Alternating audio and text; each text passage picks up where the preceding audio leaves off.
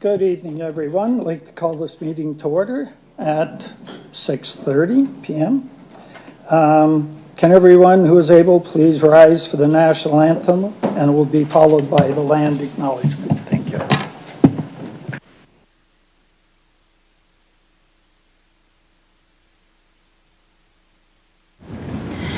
O Canada, our home and native land, true patriot love in all of us command, car ton bras s'est porté l'épée, il s'est porté la croix. Ton histoire est une épopée des plus brillants exploits. God keep our land glorious and free. O Canada, we stand on guard for thee. O Canada, we stand on guard for thee. The Niagara region is situated on treaty land. This land is steeped in the rich history of the First Nations such as the Hattaway-Wendourok, the Haudenosaunee, and the Anishinaabe, including the Mississaugas of the Credit First Nation. There are many First Nations, Métis, and Inuit people from across Turtle Island that live and work in Niagara today. The city of Port Colborne stands with all Indigenous people, past and present, in promoting the wise stewardship of the lands on which we live. Okay, adoption of the agenda. There is one addendum to the closed session package. An appendix to one of the reports was updated. There was no addendum to the open session agenda. Moved by Councillor Bruno, seconded by Councillor Danch. That the council agenda dated February 25, 2025 be confirmed as amended. All in favor? Carried unanimously. Disclosures of interest. Councillor Hoyle has declared a conflict on item 11.3A as the property is behind his house. Are there any other disclosures of interest this evening? None? Okay. No proclamations, no presentations this evening, no delegations. And we have a brief mayor's report here. So, first of all, I'd like to welcome the new CAO, Brian Bowles. Kind of seems like you were here forever anyways, but you were gone last meeting, so an astute counselor picked up on that, and so welcome. Healthcare, public engagement. So council thanks every one of you who completed the Future of Healthcare survey and for attending the open houses, whether in person or virtually. In the first week, I got 1,000, but I think there's 1,500 now, people that completed and submitted the survey, whether online or on the paper versions. We had 2 open houses last week at the Vale Health Wellness Center and a virtual town hall Friday. Yesterday, we had an in-person town hall meeting in the Lighthouse Theater over at Roselawn. All the data will be gathered, compiled, and shared as soon as possible, so we are prepared when we meet with the Ministry of Health at the end of March. But that will not conclude our public engagement. Please continue to follow the city's social media and the city's website for information and updates. And congratulations to the Operatic Society. My wife Claire and I joined a full house of fans in the theater at Lakeshore Catholic Saturday evening. We all enjoyed Anything Goes with music and lyrics by Cole Porter. We were impressed by so much talent on stage in the pit and with the incredible sets. Anything Goes debuted on Broadway in 1934 It was the biggest musical comedy of the 1930s and has been revived many times. The local version included some clever Port Colborne and Canadian references. Bravo to the board of directors, the cast, the crew, musicians, and volunteers of Port Colborne Operatic Society, the oldest amateur theater company in Niagara, founded 80 years ago in 1945. That was about when you were born, right, Mark? Is that somewhere in there? Yeah.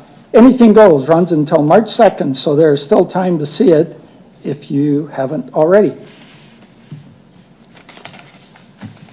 So, snow days.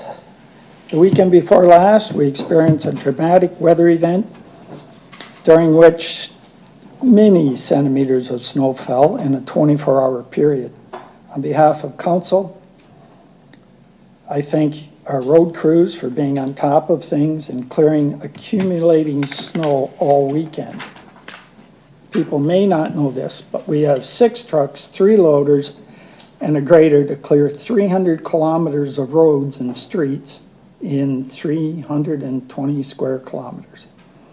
We have a well-designed snow removal route which clears primary roads first, that's emergency roads and main arteries, followed by secondary roads and residential streets. Thankfully, most of our snow is moved, salted, sanded, and this week melting.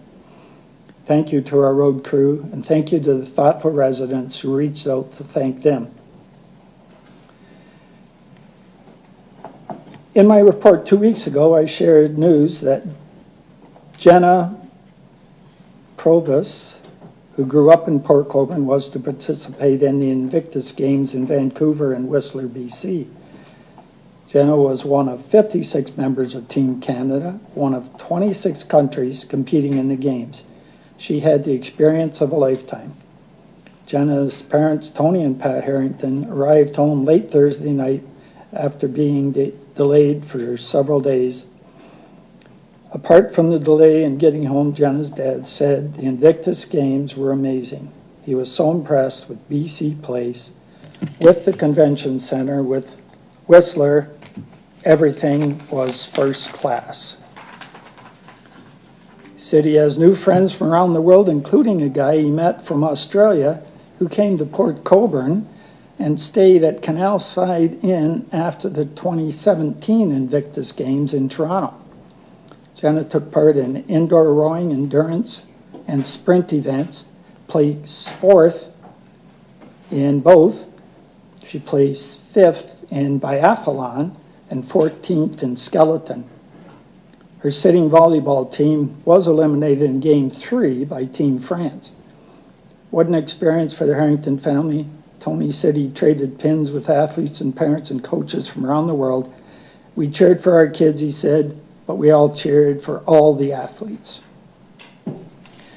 And tomorrow afternoon, after many years of hard-fought effort and heartfelt planning, I look forward to attending the ribbon cutting at Chestnut Place. The 5-story affordable housing project successfully brought to life by Port Cares and its champion, Christine Clark-Lafleur. It's not simply an affordable housing project. No, its 41 new rooms will improve the quality of life for people.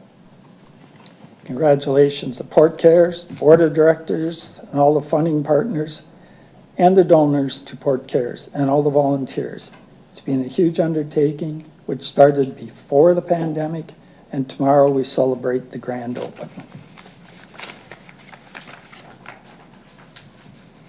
Kudos to our staff who worked extensively on the project, including Gary Long and his team in planning, building, and economic development, Steve Shapowski and his team at Public Works, Sherry Hansen and her team in bylaw, and Jasmine and her team in communication.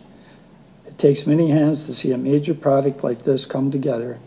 We're grateful for all of them. Congratulations to the new tenants.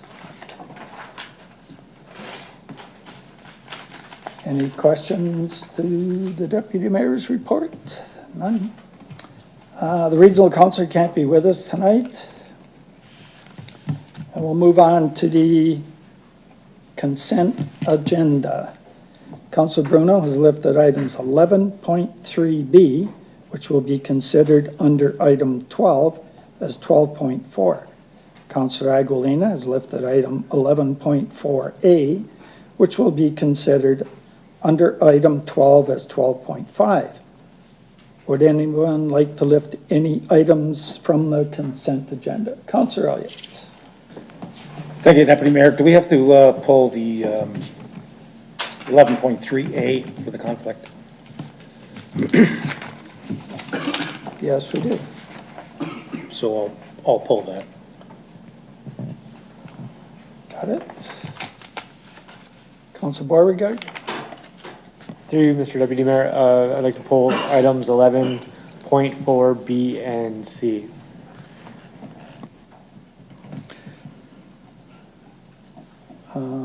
B and C, 11.4, B and C. Any further items? None?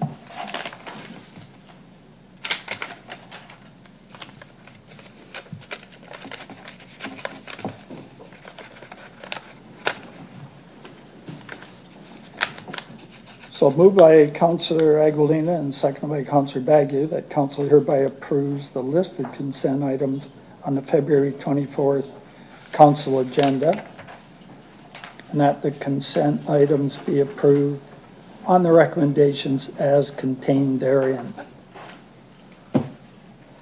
All in favor? Opposed, if any, carried. Those other ones that were pulled or not? No, we'll just pick them up. Okay. Okay. Items requiring separate discussion. 2.1, lodging house licensing bylaw.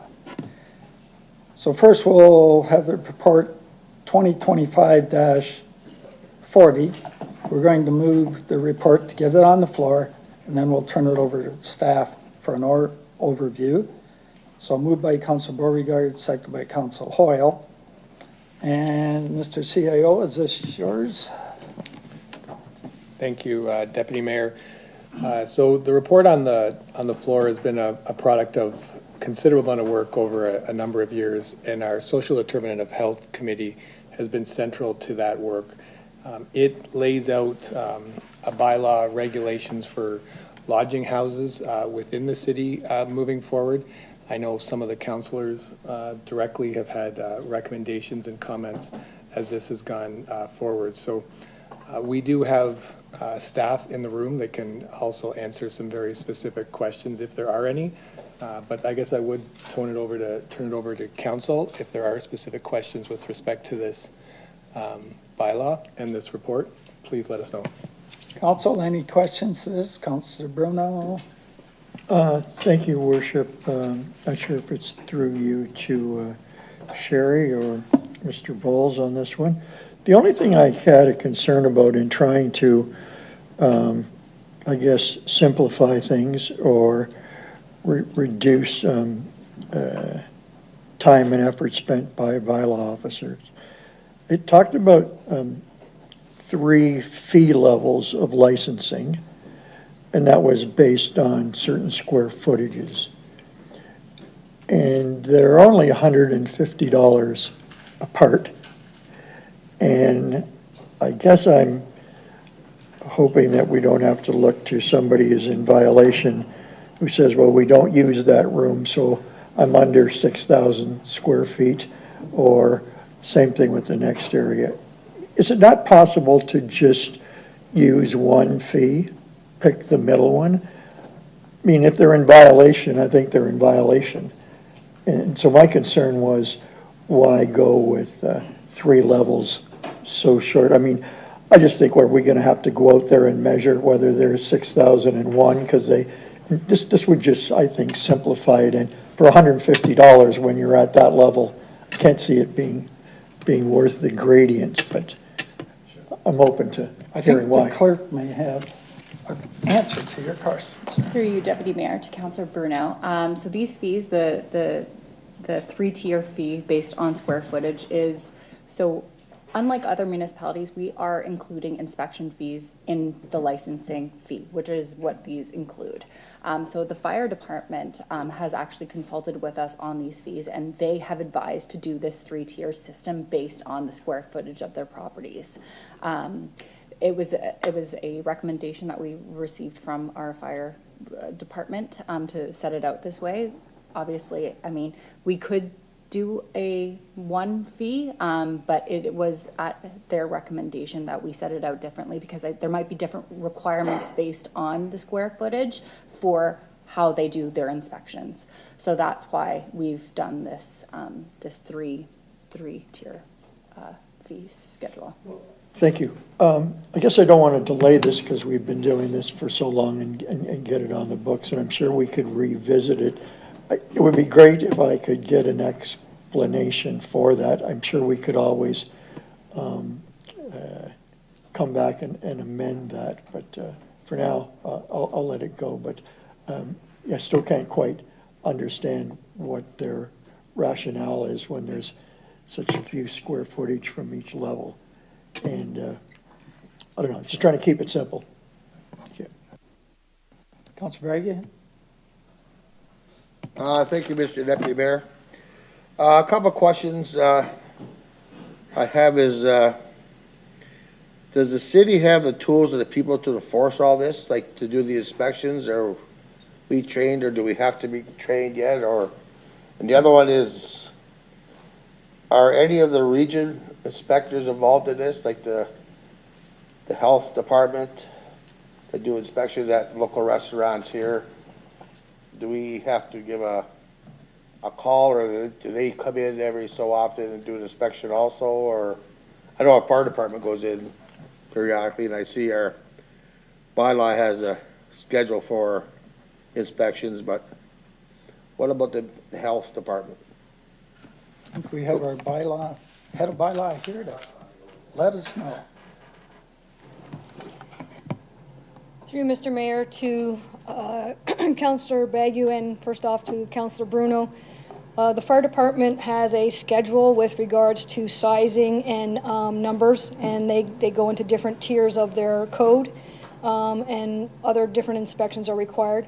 You can get full clarification from the fire prevention officer or from the fire chief, but when working with the fire prevention officer on dealing with this bylaw itself, there are occupancy numbers and sizing that he deals with, and that was one of the issues that we separated everything. Thank you. That actually adds some more clarity to it, so thanks. Yep. Through you, Mr. Mayor, to Councillor Bagu. Right now, the municipality has one. We had a maximum of 3 at one time, with the minimal inspections that is required to do the license. It's a yearly inspection, and then if there's any complaints with the only one in town, we have sufficient staff in which to deal with this issue at this time. As an officer, we can attend and bring anyone we want to the inspection, a qualified person that needs to assist us. We would be able to do joint inspections with public health and bring them in and deal with issues if they have a status issue with regards to not being able to go in on their own. So the way the bylaw is written, we have it all covered. Through you, Mr. Deputy Mayor, thank you very much, Sherry, and Mr. Deputy Mayor. I just have one comment before we vote. I don't have a question. So, thank you. Further questions, councillors? Councillor Elliott? Thank you, Mayor. Through you to Sherry. Do the residents of the lodging home that we have now, do they understand who the point of contact is for any complaints with the city? Is there anything posted on, if you, in the home, if you have a complaint, on who to get a hold of? Through you, Mr. Mayor, to Councillor Elliott, I'm not aware of, they have the exact specifications with regards to calling bylaw directly, but they do have other resources in which that help and assist them. We have been there on several occasions, and they're aware well of us, but depending on the capacity of the individual, it might be difficult for them, so they do have support. Councillor Beauregard? Yeah, through you, Mr. Deputy Mayor Sherry. I see that it's required that the lodging house provider provides a lodging agreement. It's a requirement of the bylaw. I'm just wondering, do we have a standard template or like a standard agreement that could be used, similar to like a rental tenancy agreement that the province has implemented now for all residential tenancies? Through you, Mr. Mayor, to Councillor Beauregard. We're not going to get involved into the minutia and details of all of that. So just as we don't get involved with a landlord-tenant getting a rental agreement from them, it's just that they have to have an agreement and they have to provide it. Yes, through you, Deputy Mayor, I think that's great that they have to have an agreement. I just wouldn't want there to still be some ambiguity in those agreements that could maybe cause issues or that benefit the lodging house. If we have a standard template, then they must answer those questions, and those clauses or specifications must be entered into that agreement. So that's the only reason why I think a standard agreement template be required. Through you, Mr. Mayor, to Councillor Beauregard, we had discussions on that, and with vetting through legal, a standardized template would not be used, as we're not going to get involved in the legal end of contracts between two individuals. It's not a bylaw function. Further questions? Councillor Gans? Yeah, through you, Deputy Mayor, to Sherry. One of the problems with the rentals is obviously the noise, depending on where they are, you know, your beachfront and stuff like that. So when it comes right down to it, people can't get a hold of bylaw because it's after hours, so are we just gonna call NRPD and have them deal with the issues? Councillor, you may be mixing up. This is the lodging. Yeah, that's what I'm thinking about. Okay, not short-term rentals, all right? Okay, I get you. Okay, sorry. Slightly All right. Forget it. same but different? Okay, great, thanks.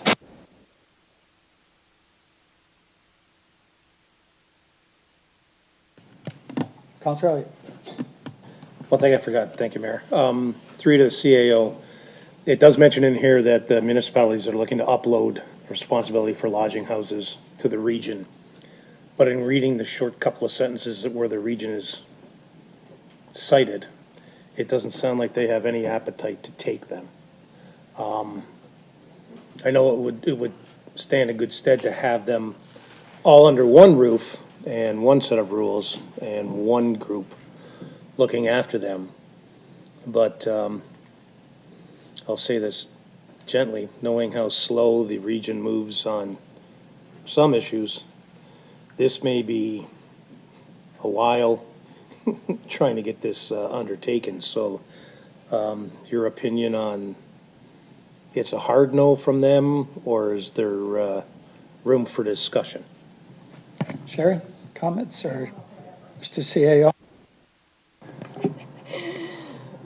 Through you, Deputy Mayor, to Councillor Elliott. This has been an ongoing battle for the last 15 to 20 years with the provincial government, the region, and no one wanting to take this project on with regards to this type of function falling through the cracks on regulations. The region really has no desire to take it on. However, if the City of Port Colborne passes this bylaw, looks at other municipalities within the region passing the bylaw, and then uploading it similar to the smoking bylaw, there might be some appetite to deal with this issue. So I'll take that and say that's a definite maybe. Stay tuned. Yeah, okay, thanks. Councillor Beauregard? Through you, Mr. Deputy Mayor, to, I think, the CAO. How many municipalities have implemented this bylaw? Would we be the first ones, or have other local area municipalities done the same?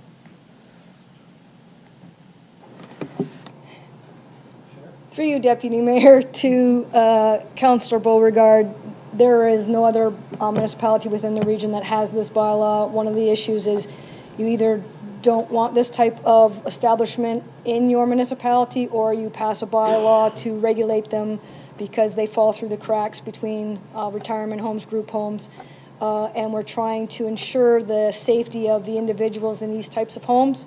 And because we have a lodging home within our municipality, we're trying to regulate that. Some municipalities might not have this, so there would be no purpose or reason for them to have the bylaw.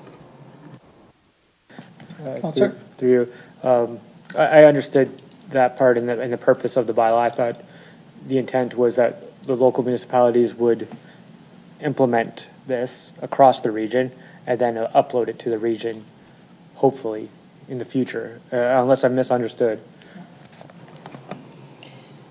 Through you, Deputy Mayor, to Councillor Beauregard, that is the intention. And depending on how the housing market goes and how we're dealing with housing for the vulnerable people, that is the whole intention of putting this through, so that other municipalities put these through, so that anybody that is in that type of situation will have the safety and protection with regards to living in that environment.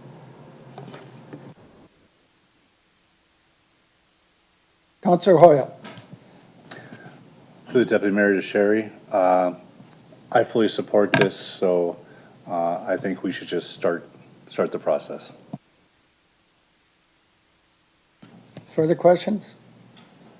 I think council should feel good about this. I mean, we've been working around. I know Port Cares has had, multiple times come and ask us for help, and nobody seemed to be able to help, so I think we just had to do it. So if at some point we got to make a few tweaks to it, so be it. But I think Councilor Hoyle is right. Let's get at it and get it enacted, and hopefully it'll pass tonight.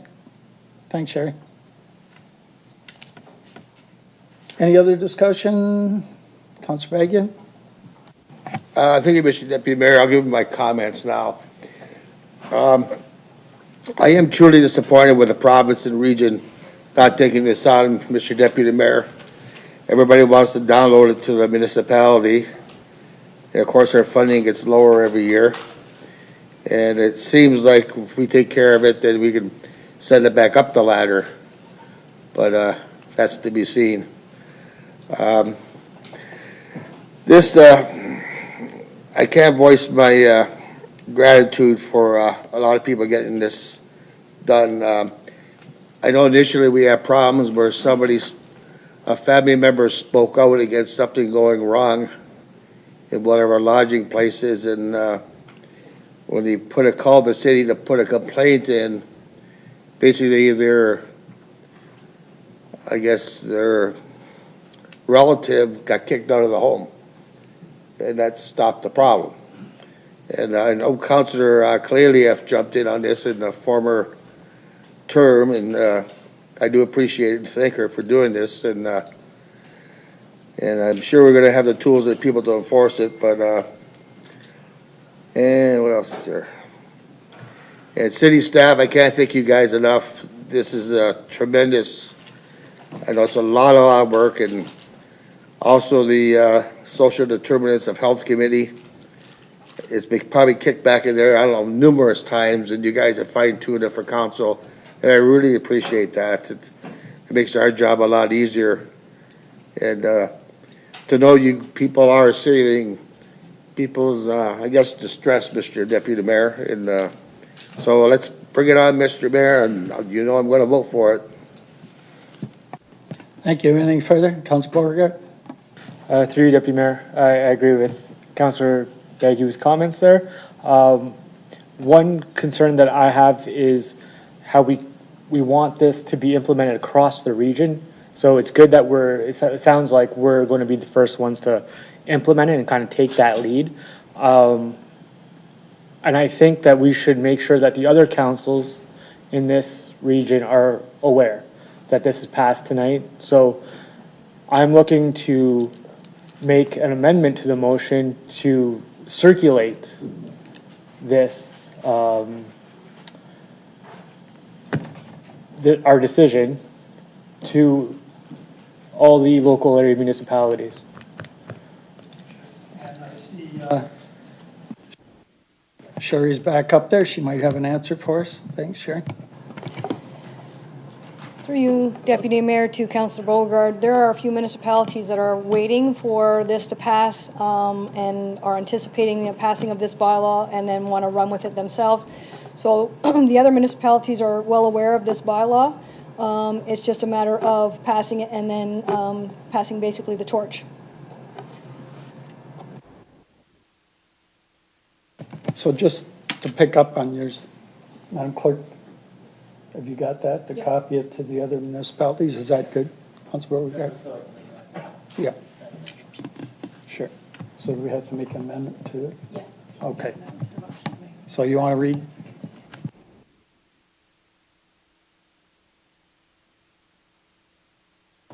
Sorry, the clerk will make it look pretty. Through you, Deputy Mayor, it was what I said, that our decision be circulated to all the local municipalities in the Niagara region, and that'd be about it.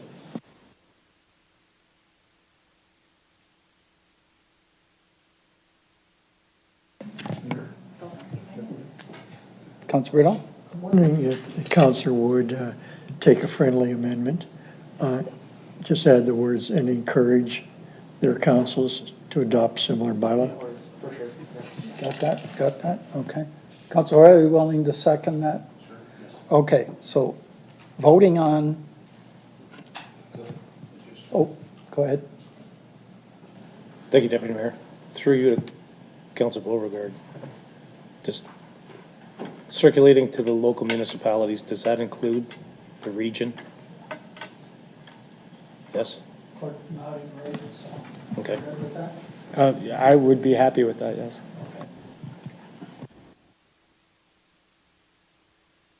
So voting on the amendment, all in favor? Carried. Voting on the bylaw itself, all in favor? Carried unanimously. All right. Good, I see a few people cheering in the back that were many years at this, so that's way too long. But it's gone, it's here, so we're all good. Thank you for pushing this all that time. Okay, so that the Office of the Chief Administrative Officer Report 2025-40 be received, and that the lodging house licensing bylaw attached hereto as Appendix A be approved, and that the clerk be directed to contact the Niagara region and request that they assume responsibility for regulating lodging houses in Niagara, and additionally request that the councils of each municipality in the Niagara region request the same of the Niagara region, and that the amending bylaw to bylaw 4323/159/02, being a bylaw to license, regulate, and govern lodging houses and the keepers of lodging houses, be approved in order to facilitate a name change of that bylaw to being a bylaw to license, regulate, and govern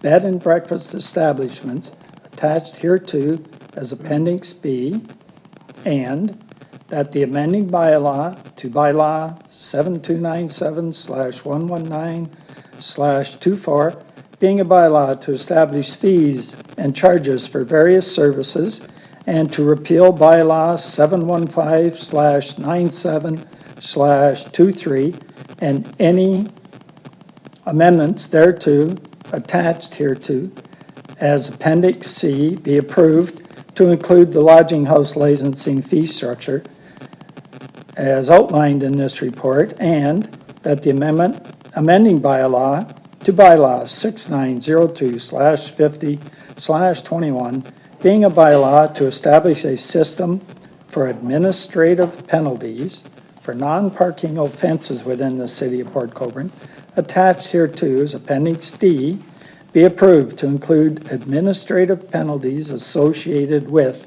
the lodging houses licensing bylaw. Madam Clerk, something? Oh, and with the addition of the amendment as we passed. And I did have this voted on before I read all that. Is that okay, Madam Clerk, or should we officially do it again? Let's take one more vote. just for Okay. good measure. All in favor? Opposed, if any, none? Unanimously carried. Thank you very much. Now, backyard chickens in the urban boundary. 2025-43.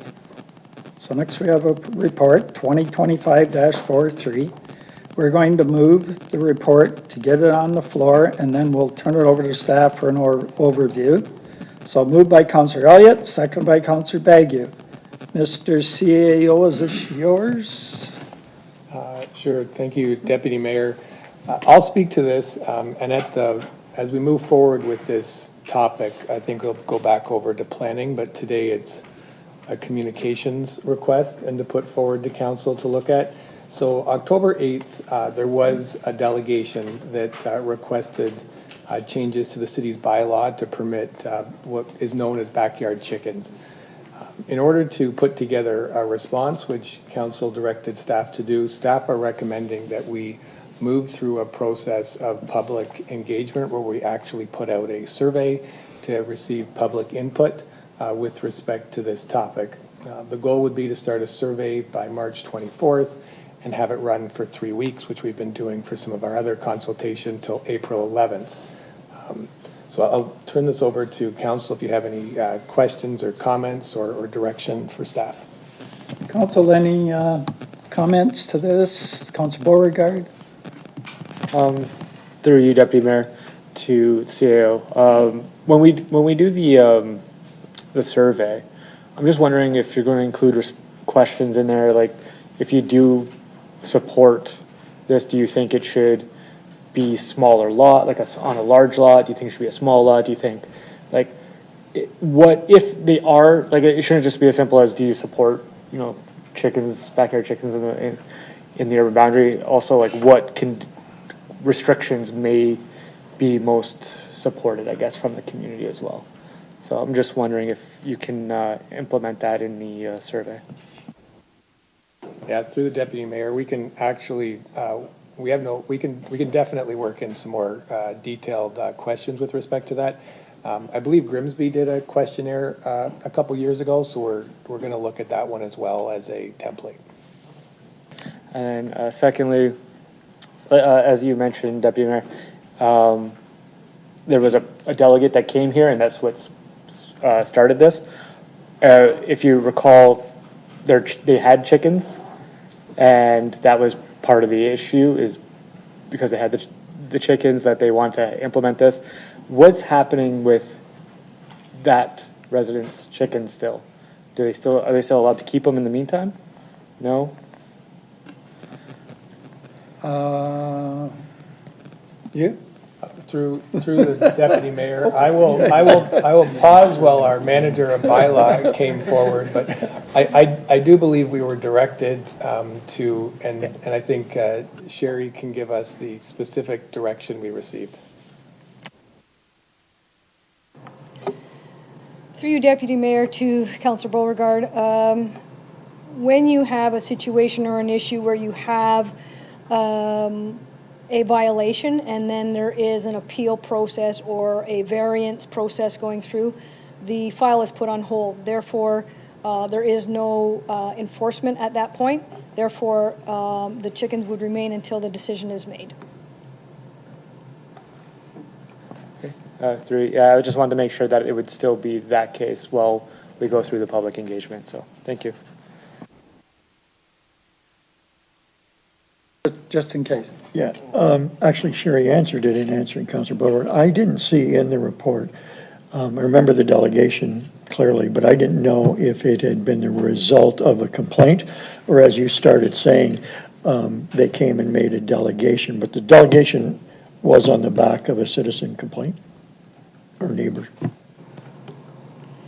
Through Deputy Mayor to Councilor Bruno, we don't confirm or deny where complaints come from, but when we do get a complaint, we do investigate, and if a violation is found, then we take steps into try and get that into compliance.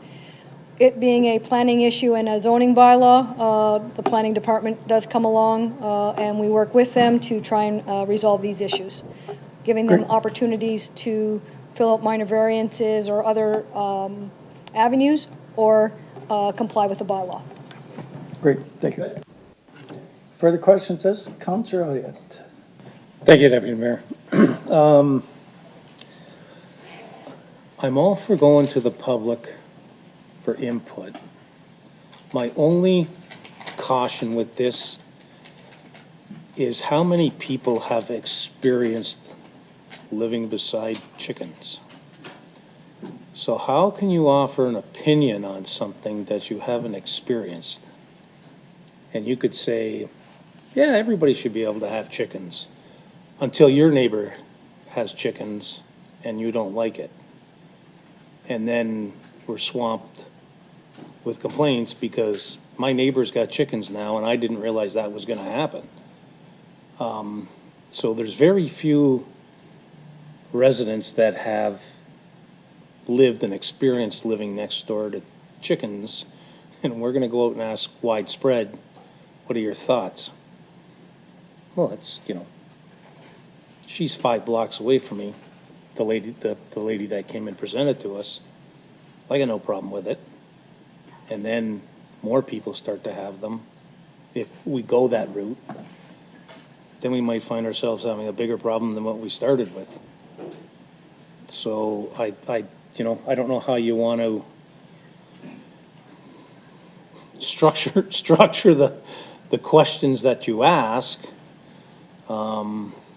because like myself, I've never lived beside chickens, so I really can't offer an opinion because I don't know what it's like. So just be cautious of the responses that we get until such time as it's compiled and we take a look at it. Just that's my caution. That's great. And I guess in the end, it is council's decision, but yes, you're good thought process. Councilor Bruno? I don't know if I can interpret Councillor Elliott's question as something I was thinking about, but a little twist on it. To the extent that you said, we go out and ask for this, but really I'm thinking this might be one of those cases, because of the reasons you said, that only somebody who wants chickens is interested enough to complain, because if you've never lived next door to chickens, you're not interested in potentially even doing a survey. So I don't know if there's a way to propel that out into an audience that might not respond because they don't care, but they don't know. Or is it something that maybe one of the questions is there, have you experienced, right? Being in an environment, as one of the questions, right? Because it might put in context if there's only 50 responses, but 30 people say, yeah, I have experienced that when I don't know, lived in the country, or a rationale, someplace where you can fill in words instead of just tick a box. You might be able to discern some more information surrounding the results. Mr. CIO, can take that under advisement go ahead, sorry. Through yourself, Deputy Mayor, and to Council, I'm sending these questions to our question list right now in Communications Department, so we'll work them in.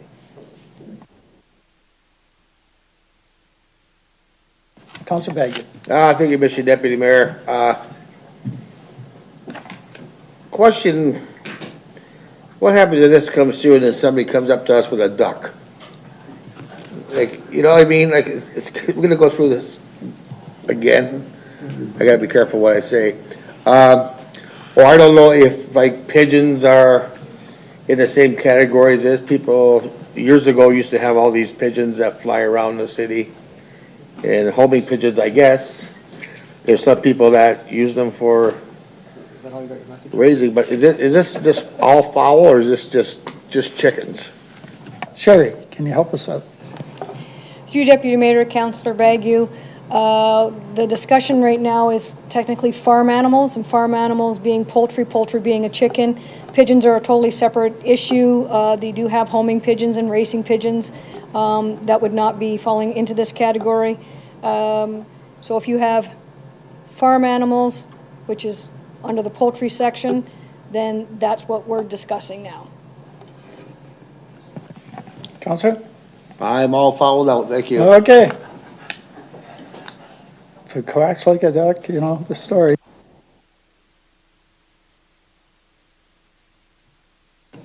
Anything else? Okay, thank you, Sherry. I think we're done. That Corporate Services Department Report 2025-43 be received, and that council direct staff to implement the public engagement plan regarding backyard chickens, ducks, in the urban boundary in Port Colborne. All in favor? Opposed, if any? Carried. Thank you, council.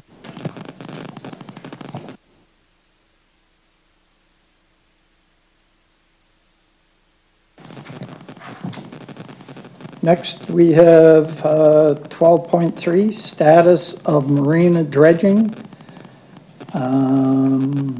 Report 2025-12. Going to move the report to get it on the floor, and then we'll turn it over to staff for an overview. Moved by Councillor Bruno, seconded by Councillor Hoyle. And Public Works, or CAO, who's got this one? Matt. Okay, take it away. Good evening, everyone. I'll try to keep it brief, though it's a large report, but a lot of information in there. So I guess just to give right from the very beginning, Port Colborne Marina was constructed in early 1990s. Some of you may have the exact date, we do not. And from that date to today, it has not been dredged. So over the past 30 some odd years, that marina has been slowly filling in with sediment or dredging. And that is in red are the worst, the shallowest, and it gets better as you move to the south. But the big area that's mostly impacted is the boat ramp. So on a day where there's bad winds or the dredgate has moved in, certain boats with larger drafts or the depth of the boat below the water, they tend to hit the bottom. I believe Blair has mentioned some of the dock areas, again, on bad days where there's the wrong wind or a low water level, those boats tend to just sit on the sediment. So staff have been looking at a plan to dredge the marina. So we started a bit of investigation work with a consultant to determine where that dredgate can go, which is a big issue now with excess soils being in place. And we've done some sampling to date. We have some ideas of where we can take the material. There's some options presented here that would see a reduce in cost by keeping the material on site or on city property at least. And so understanding that when we did our original, just a high level cost estimate, we think to remove every cubic meter of dredgate in the marina is close to $22 million, which is obviously a significant amount of money. So we are proposing today an alternate plan that at least resolves the worst area and gives us a plan for the future to at least tackle this dredgate problem incrementally. So two of the options that we presented to you, the first one is to bring the dredgate that's around the boat ramp to the Nickel Beach parking lot area, which has no beneficial use to it right now, as it's largely just an oversized ditch. It's not doing anything. If we bring the dredgate there, we receive a reduction in cost because that's our property. It's close to the generating site, so there's a reduction in cost in transportation, and we're not paying to take it to somebody else's property. So that's location one, and we think the volume of that can be received at the Nickel Beach parking lot is similar to the volume that would resolve the area around the boat ramp and would restore full use of the boat ramp. The other option that's presented here is to fill in what we call the lagoon area at the marina. Again, if we fill in that site, you could see a pretty substantial cost, a pretty substantial potential savings by not taking the material off-site. And then there would be public consultation to see what we'd like to do with that site in the future. As mentioned in the report, it's funny, we saw an old newspaper article from when the marina was first being constructed that talked about putting additional development in the marina to help offset the expected ongoing costs of the marina. Obviously, that never came to fruition, but interesting to see that 30 years ago they were thinking of the same things that were the issue we are today. So I think that gives a general overview, but happy to take questions. Okay, so moved by Councilor Bruno. Councilor Bruno, do you have a question? Yes, through you to Matt. I would at least like to see a differential report if you had to truck everything over to Nickel Beach and dump it in the lagoon there versus the lagoon. I mean, my view is that that lagoon's pretty big, and speaking of this, is pretty small relative. So this isn't like we're making a quantum leap to filling the whole thing in. But I have grandchildren, we take them to the lagoon, to fish, but quite honestly, it is odorous in the summertime. I've heard from people from the apartment building, you really can't, even though you've had the walk out there, everything is green, algae, and growth. It's not deep enough. And there are some potential, you could put parking there and maybe development in the parking lot, whatever. But my worry is that when you're going into this dredging in phase one, you're not really sure of a lot of things, but you want to get it done. And so I'd like to have that buffer, if there is savings, from going to Nickel Beach, or across the bridge, if it's still the season where the Lakers are out, the potential bridge up. I'd like to see the differential, and then as you're doing it, I mean, that savings from the haulage is big enough, you can either do a little more or not be into a cost overrun. And I think you're going to learn a lot from phase one.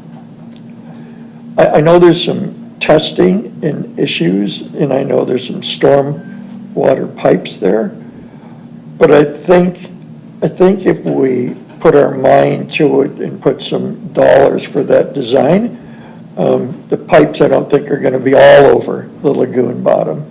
So there may be a spot that even if you do the pipes later, right, to divert it, that there's a place for it. But I'd really think that in order to make a fulsome decision, it'd be good to see what trucking versus, I mean, you're going to put it on a truck to put it in the lagoon, but you're going like this as opposed to down King, cross the canal, bridges up over there, dump it, all of that kind of stuff.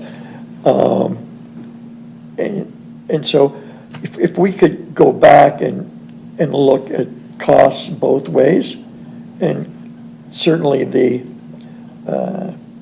moving of the storm sewer lines has got to be done anyways. So if we could look at that too, and I'd like to see it go in the lagoon in the first instance. So I guess that would be my request, Acting Mayor, of staff, if they could provide costings either way. Okay, Matt, can you fill us in a little on that? Through the Deputy Mayor to the Councilor, just want to make sure I understand correctly. So you're just looking at, let's say if we're moving 10,000 cubic meters, you want to see what the cost is to take that to Nickel Beach versus just keeping it at the lagoon. Okay. Mr. CAO.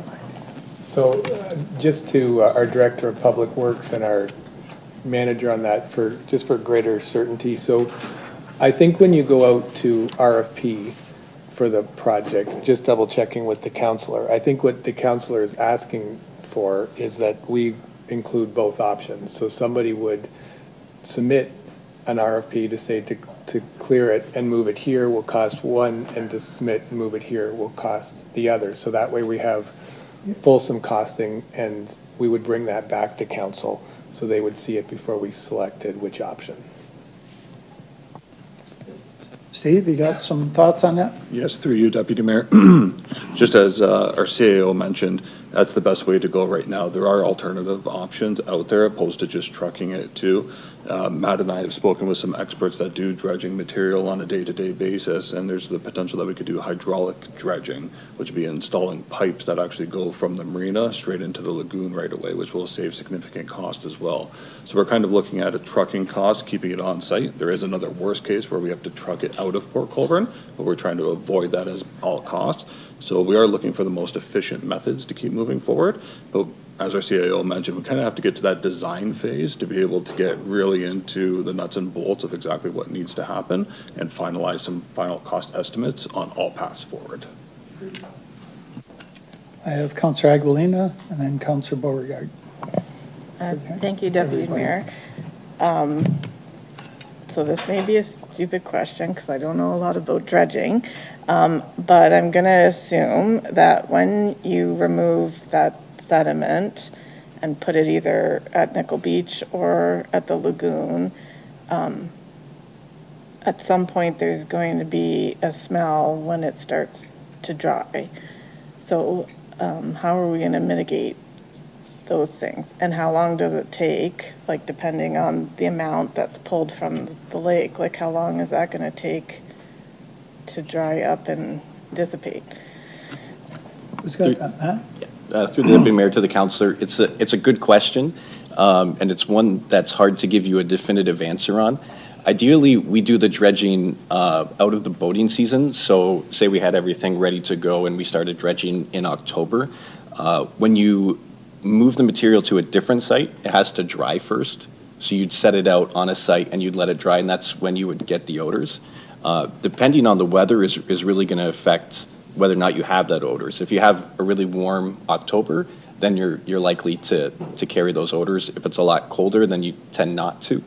So there would be an impact, but depending on the location that we're putting it in, if we're drying it, just for example, out near the Nickel Beach parking lot that's out of, it's not near by any residences, then maybe that odor issue is, nobody's complaining, nobody can smell it.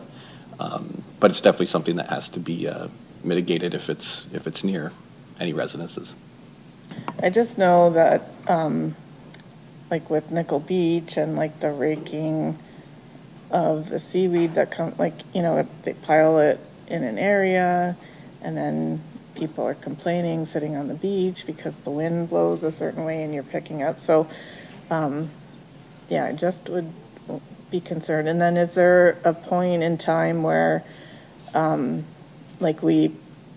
it dries up, are we putting something over it, or it's just gonna disappear? Yep, through the Deputy Mayor and the Councillor. For Nickel Beach, as part of the plan, we were proposing to increase the parking lot area, in which case we would be covering it with granular. In the case of the lagoon, that would still have to be determined during the design phase of, depending on, maybe if we do public consultation, what's actually going to go there. So if it's a park, then maybe it's just topsoil. If it's some parking lot, then that's another.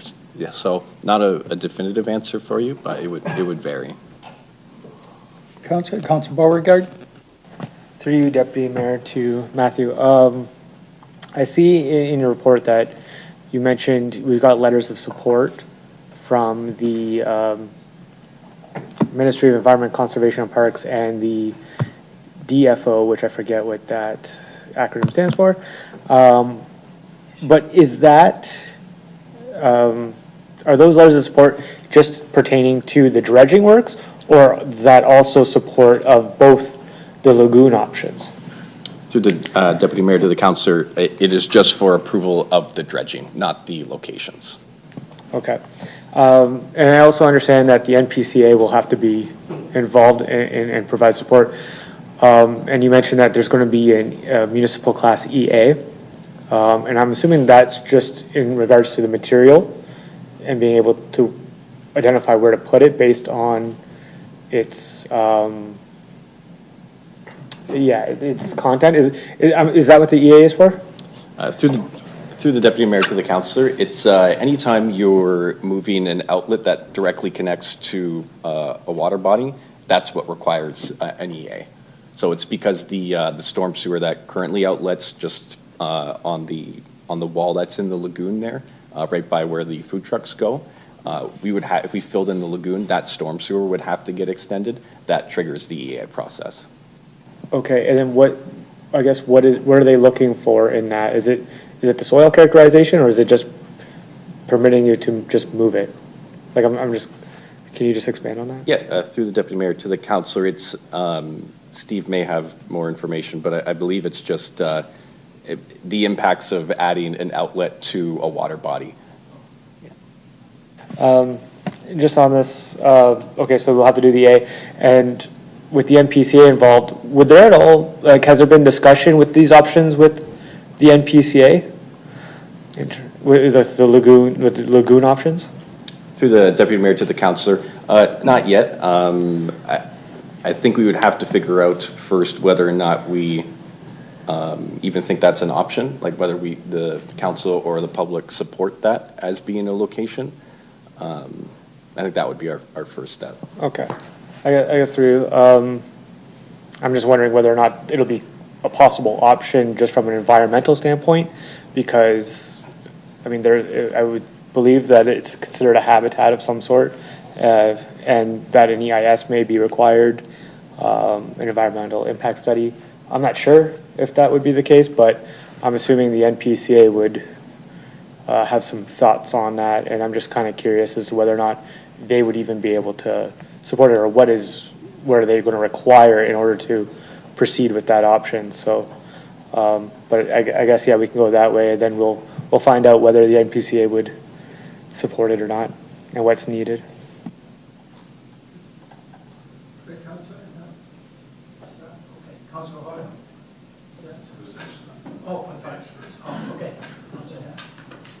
No problem, thanks. Through the deputy mayor to Matt.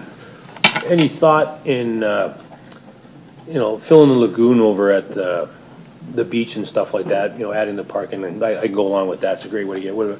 How about if, you try to use the lagoon area, maybe fill in a portion of it and do some dredging there? I mean, the kids use that for the Father's Day fishing derby. That's something that's been going on in the town for years. Maybe we can incorporate everything you're doing and improve that little lagoon area so that it's maybe even dredge a little bit in there so it gets a little bit deeper. I mean, just a thought about.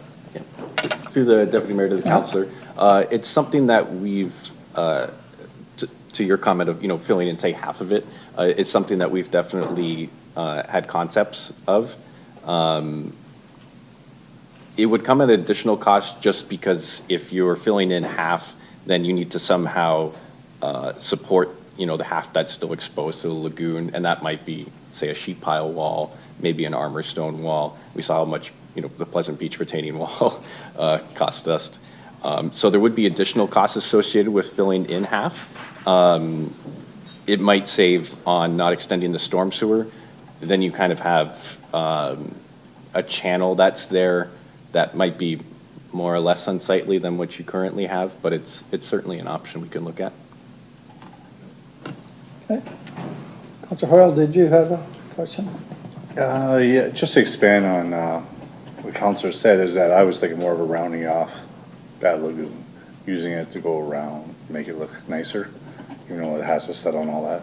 I'm more for dumping it near Nickel Beach than dumping in the lagoon as is.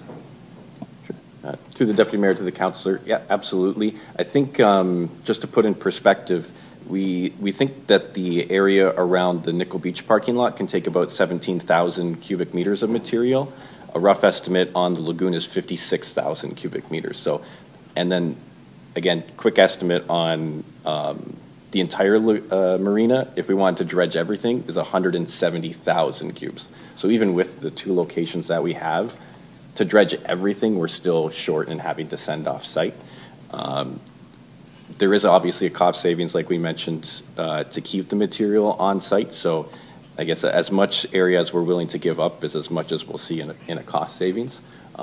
But to the point of the report, we think the Nickel Beach area, it gets you at least the boat ramp restored, and we can look at further down the line on how we do the rest of the marina, whether or not it's in the lagoon, how much to take up in the lagoon, maybe it goes off-site, but yeah. Councillor Elliott. Thank you, Deputy Mayor. Through to Matt, I guess. When you're talking about the design to extend the storm sewer outlet and all that, is there any, you gotta have a ballpark guess on cost to do that in order to accommodate dumping it, all this dredging there? Is it hundreds of thousands of dollars? Through the Deputy Mayor to the Councillor, sorry, are you asking for design or construction? Well, both. Both. Total cost of being able to put the dredging in that lagoon, you've got to come up with a system to accommodate, right? Right. Through the Deputy Mayor to the Councillor, we believe it's about $500,000 to complete all the design services, that being an EA, all the design works relating to the dredging and tendering. I don't have a construction cost for you on the storm sewer. I think relative to the overall cost of dredging, it's not a significant portion, not insignificant either, but I don't have a number for you at this time. So I would say that the cost of redoing that, the storm, offsets your cost savings of dumping it there instead of taking it to Nickel Beach, right? To redo the storm sewers, the cost savings of dumping it in the lagoon by the beach, you're spending your money fixing the storm sewers, or you can take it over to Nickel Beach for the same price. Or probably maybe even cheaper going to Nickel Beach, because it may not be $500,000 more to truck it over there. Because you're probably in the distance that they got to go to Nickel Beach as opposed to here, and I know you're talking about pumping it out. You're going to get charged by the hour by the truck anyways, right? Because driving to Nickel Beach from there really doesn't, fuel costs aren't going up that much, so it's going to be an hourly rate, right? That's all for you. I guess the one thing that jumped off the page at me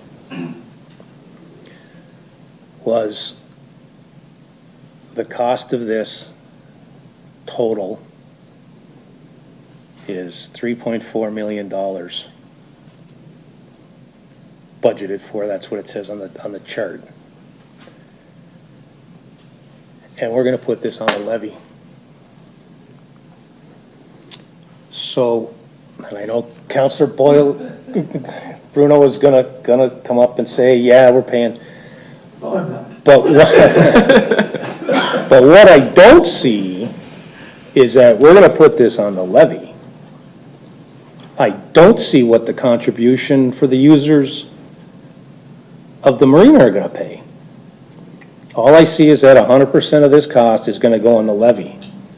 And the first question that come to my mind was, what would a private marina do without having a levy to turn to? How would a private marina do this? I'll wait for an answer from anybody that can answer that.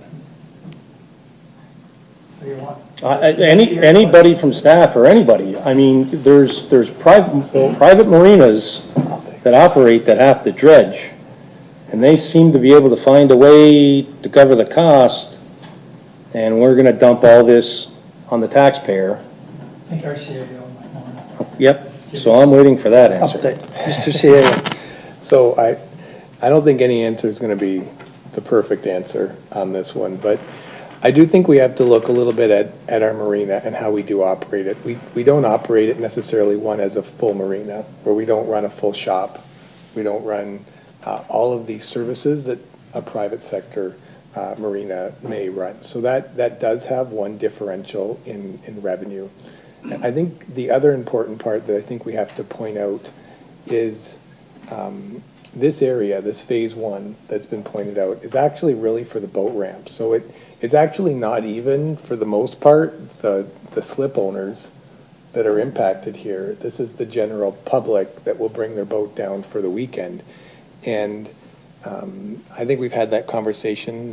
Councilors have asked me that before. We might generate anywhere between $40,000 and $60,000 of revenue off of those fees at the boat ramp on any given year. So I think one can see that that is not necessarily the ultimate funder of this, but that boat ramp does allow for people to come and visit, people that live here to enjoy the water, and that does become part of the total economy of the city, and it's the total economy that does pay the property tax. So it's not necessarily a perfect answer, but I think it is a bigger picture where there's connected components. And I think that's where this report also points out, and I appreciate our senior project manager pointing out that I think it was a 1992 article, it might have been, we have the newspaper for it, that talked about a hotel was going to be at the marina within 2 years of that date. And, that we're not necessarily there. So private sector does have the ability to take the property that is connected to them and develop it and use it for productive purposes. And that's where this report does ask if we can go forward with a public consultation process and talk to the public, get public input, because potentially the land around the marina could be used for housing, hotel, other commercial purposes that could help generate the funds to offset this. So I think that's really the crux of it. The biggest opportunity to potentially make some funds to offset this is allowing the marina to utilize the asset that's around it to do that. And I think there was conversations about that almost 30 years ago, and maybe we revisit them as an opportunity. And I think that's how a private sector might use it too, is they would use the full asset to which they have. Councillor? Thank you. I guess my response to it would be, I'll guess. 98% of the population has no interest in the marina at all. Right? It really is a slim minority that gets use out of it. Whether that be people coming to visit, I don't know how you could even contemplate the spin-off monies that the marina generates. But all I know is people are getting buried under increases in the levy. Buried under it. And it's becoming unaffordable to live here. And without seeing any increase in any of the rates at the marina for this, and I'm sure that some of the people that have their boats docked at the marina use the ramp to get in and out. Not everybody lifts in and lifts out. So some of them have to use the ramp. And there's got to be some benefit to more of the area by dredging that small one than just that little tiny piece itself. There's going to be a net benefit to more of it. But when I see that, how do I go to my neighbors and say, yeah, we're spending $3 million on the marina and you're paying for it? And my neighbors all say, well, we don't go to the marina. We don't use it. And to say that it's not a full service marina, but you still dock your boat there. You still have to put up with the shallowing of it because it's filling in, so that's why you have to dredge. I don't know if the usage is going up or down or stabilized, or I know that it went down a little bit. I think part of it is because it's getting filled in and we need to dredge, and we probably should have started dredging a long time ago. But I can't say to the people, you're going to have to pay for something that you don't use. We certainly wouldn't go out to Ward 4 and tell all the people on wells and septic that, hey, you got to start paying for sewer and water because you benefit from it by coming into town and shopping here. So we don't do that, but we're doing this for the marina. How do I justify that to the people that are around me and I see it out in public? they hear this and see this, and if it's in the paper, you're gonna put another 3 million on levy? That's gonna be a tough one to answer. And we have to answer the people outside this building. And without seeing that there's any contribution from the users of the marina to me, is a problem, because this is a choice, right? You boat or you don't. And if you choose to boat, then you have to pay for the upkeep of the place that you store your boat for the summer. So I'll sit back and listen to the rest. Councillor, who do I have next? Bagu, I think. Thank you, Mr. Deputy Mayor. I could answer one of Councilor Aquilina's questions about the dredging, and I was around when they dredged the first marina here, and they let it dry out there, and the smell was pretty well non-existent that I found in most of the residents, because everybody always drove by to see what's going on over there to check it out, and I don't recollect any noxious smell whatsoever, so I have no problem with the dredging. But when our CAO was a lowly old director of finance, he talked to council and says all our stuff has to be self-sustaining entities. And I didn't believe him. He talked me into it. And I agree with Councilor Elliott. This Sugarloaf Marina is becoming more of a non-self-sustaining entity. It's getting worse. We bought some we actually loaned the money internally for heavy equipment like a few years back. I got no idea if that's been repaid. And all the big lift and the big transport to carry the boats. And I have a big problem with just keep sticking money into this without seeing any housing, hotel, or commercial amenities being planned. I think if you want to do this even more, you better start working on that, because I'm getting fed up with subsidizing as a taxpayer the marina also, like Councilor Elliott. And I think we're fixing our sewers and water, and we're putting hard times on a lot of our taxpayers. Not all of them, but some of them. They're pensioned, and we got to get moving on this to show our taxpayers that we are going to show them it is going to be self-sustaining very shortly, or at least the plan should be there. At least we don't even have the plans there. We talk about it, but that's all. And with our new director of finance, whoever that's going to be, we'll have to have a talk whether it's self-sustaining entity anymore or not. Like Nickel Beach used to be. We've gotten away from that. And I'm a firm believer in self-sustaining entities. Development pays for development, and the marina pays for the marina. So I think that's all I have written down, Mr. Deputy Mayor, and I think that's enough for now. Thanks. Thank you. Councillor Bruno, I think I had next. Yeah, I guess just to respond to this whole thing, it's not 3 million, it's 22 million. And so, the reality is, I don't think it's really that hard to understand. You're not going to get that from the tax base, and you're not going to get it from user fees. So Councillor Baggio alluded to it. You're going to have to get it from new development. And when we're worried about, not that it's not a good thing, Father's Day and a ramp out there to fish, it's fine, but it doesn't really support fishing if you've been out there. So at the end of the day, the elephant in the room is, so how do you do this?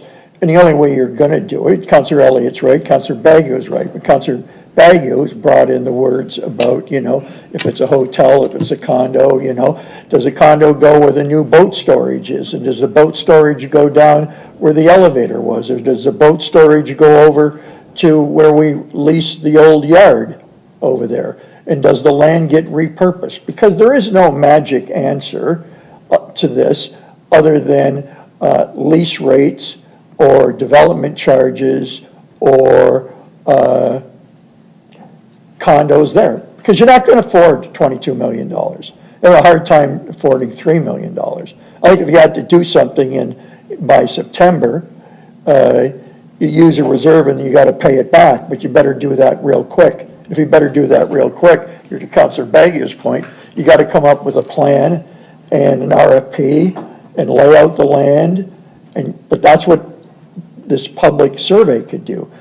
I think you can have both, but you're not going to know until all these gentlemen lay out a plan and how to pay for it, and then you got to vote on the plan, whether you want to do it or not. So I'm looking forward to the plan, and I'm looking forward to the survey. But I think we can't have it all. And, I mean, quite frankly, I don't see how, without putting development down there, you do any of this. You never get the marina rates high enough, and you'd never get the marina sold with that problem it's having, and you would never get, I mean, I couldn't support that on the tax levy. I don't think anybody could. So you got to think outside the box. You got to think development, and development's going to not please some people. But at the end of the day, that's what we're here for. Get all the options and make a decision. And I think that's what the survey is going to do, and these gentlemen are going to do. And let's wait for the survey before we potentially throw the baby out with the bathwater. But I think we got a little bit of time. Councillor Aguilera. Thank you, Deputy Mayor, and this is to the CAO. Is there opportunities for grants for this dredging that we can apply to and see how we do? Yeah, through the deputy mayor to the councillor and council, there are. Actually, Councillor Hoyle gave a very good speech at the last Roma with respect to one of the grants that we put in for. So it was about our Director of Development and Government Relations was there, and we did apply for, I think it was almost $1 million grant in total.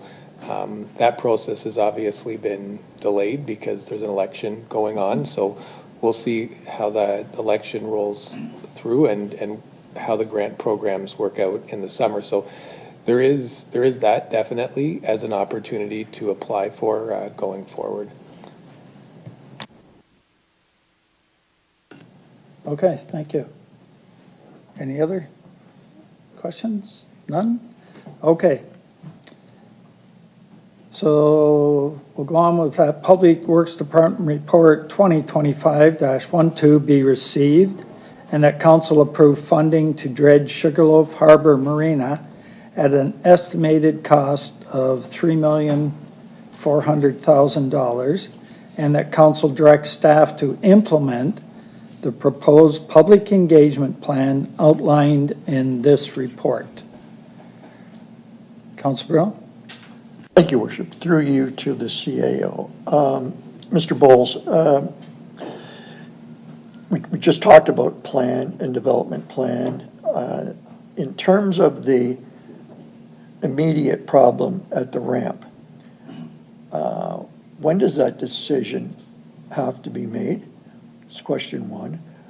Question two, where would you find the funds to do this until the plan evolves and a business plan shows what you're going to get back from developers?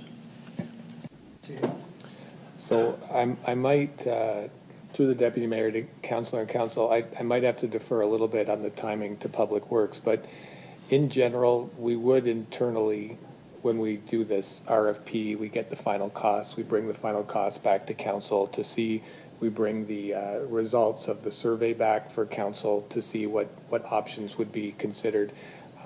I'll echo the comments that were made by many councillors. The marina is a product of self-sustaining. The marina would require some sort of development down there or an additional revenue source. The dollar figures that are shown in this report show about $460,000. I know our marina supervisor here, I think normal slip costs or slip revenues around $760,000. So in order to cover it on a slip side, we'd be looking at a very substantial slip increase, which would take us completely out of range for any comparative components. So ultimately, once you have all the piece of information, we would look at potentially borrowing internally from a reserve while we go through the process of doing a development to then recover the money and pay it back to the reserve with interest. But again, the reason why the report is put forward in front of council this way is, and Public Works can correct me if I'm wrong, but when you go out for an RFP, people that are bidding on it want to know that we're able to move forward with the project. And that's where it is designed in this way, and not moving forward with the boat ramp at this point in time, I think is a concern. At least we put it forward to council at this point in time. It's a concern that boats hit this year, and I know our boat in the marina that we use for maintenance purposes was grounding too. And that could cause a whole other problem with respect to those that are using the boat ramp. So I'll just pass it over to Public Works just to talk about timing, because I believe they want to get working on this pretty soon, because in order to get everything in place, dredging is not as simple as just maybe moving a little bit of dirt. Yes, through you, Deputy Mayor. So we have set a somewhat ambitious goal of having the dredging of this section done by the 2026 season. There's a lot of contingencies in there too. We still have to do the design work, which is the primary concern at this point, so that we can characterize all the dredging that's actually there, determine exactly how much is there, because they're estimated amounts at this time, and then we can start narrowing down where the best locations are to go and the best methods of removal. So that's all done with one consultant that we'll hire to be able to do that. So that's the primary goal at this time, is to get that completed so that we can continue moving forward with accurate information and make some educated decisions. That's what will lead us to the business plans to be able to determine how the best method is to pay for this. If we can move to hydraulic dredging and be straight at the marina, the cost may lower significantly. So that's where we need to get our homework done first off, but that's doing a lot of design work to be able to get to that stage. So that's our primary goal at this time, to be able to run forward with that. And then we can always report back to council with estimated amounts that are more refined based on the information that we receive. Councilor Brennan? I guess so. To that end, I'm still not sure that all has to happen, and that is gathering information, putting out, doing reports, coming back to us with what? A final cost to do a tender? Yes, through you, Deputy Mayor. So that would be final cost to our final estimated cost from our consultant based on all the accurate information of what we should be able to expect during construction. That will still stray a little bit when we actually go out to bid the job for construction activities, but we'll have a more generalized amount or costing of what it'll be based on more accurate information than we have today. So you need that decision by when? Through you, Deputy Mayor, the sooner the better. Right now, like I mentioned, it is a very ambitious timeline, even to hit the 2026 season. So, we'll work our best to proceed in a fast manner, but the sooner the better if we want to hit that goal. Thank you. At least on the design side of things. Through you to Mr. Bowles, you have the you have the survey going out. Were you planning on coming back with a business plan as to the funding, what's in the reserve that could be used, and how long that would take to roll out? Because I think what I'm hearing around the table is people want to have an idea that this, at least phase one, is pretty critical for a boat ramp and to use the marina this year, in 2026. I think they're going to want some meat on the bones to understand the plan and how it can be self-sustaining. So do you have a plan for that? And also, what is in the reserve? Mr. Sierra? Yeah, through the deputy mayor to the councillor and council, I think just to be very clear, in a perfect world, this dredging is like 3 or 4 years away. Because this project will take time to build out, to go to RFP, to find a developer, to work through the whole process, to be able to build homes, etc. So to have a definitive revenue stream and how that's going to work, it will not happen in the time frame. Even if the public says they don't mind building houses there, Like, absolute numbers will not be available at the time that we'll need to move forward with dredging.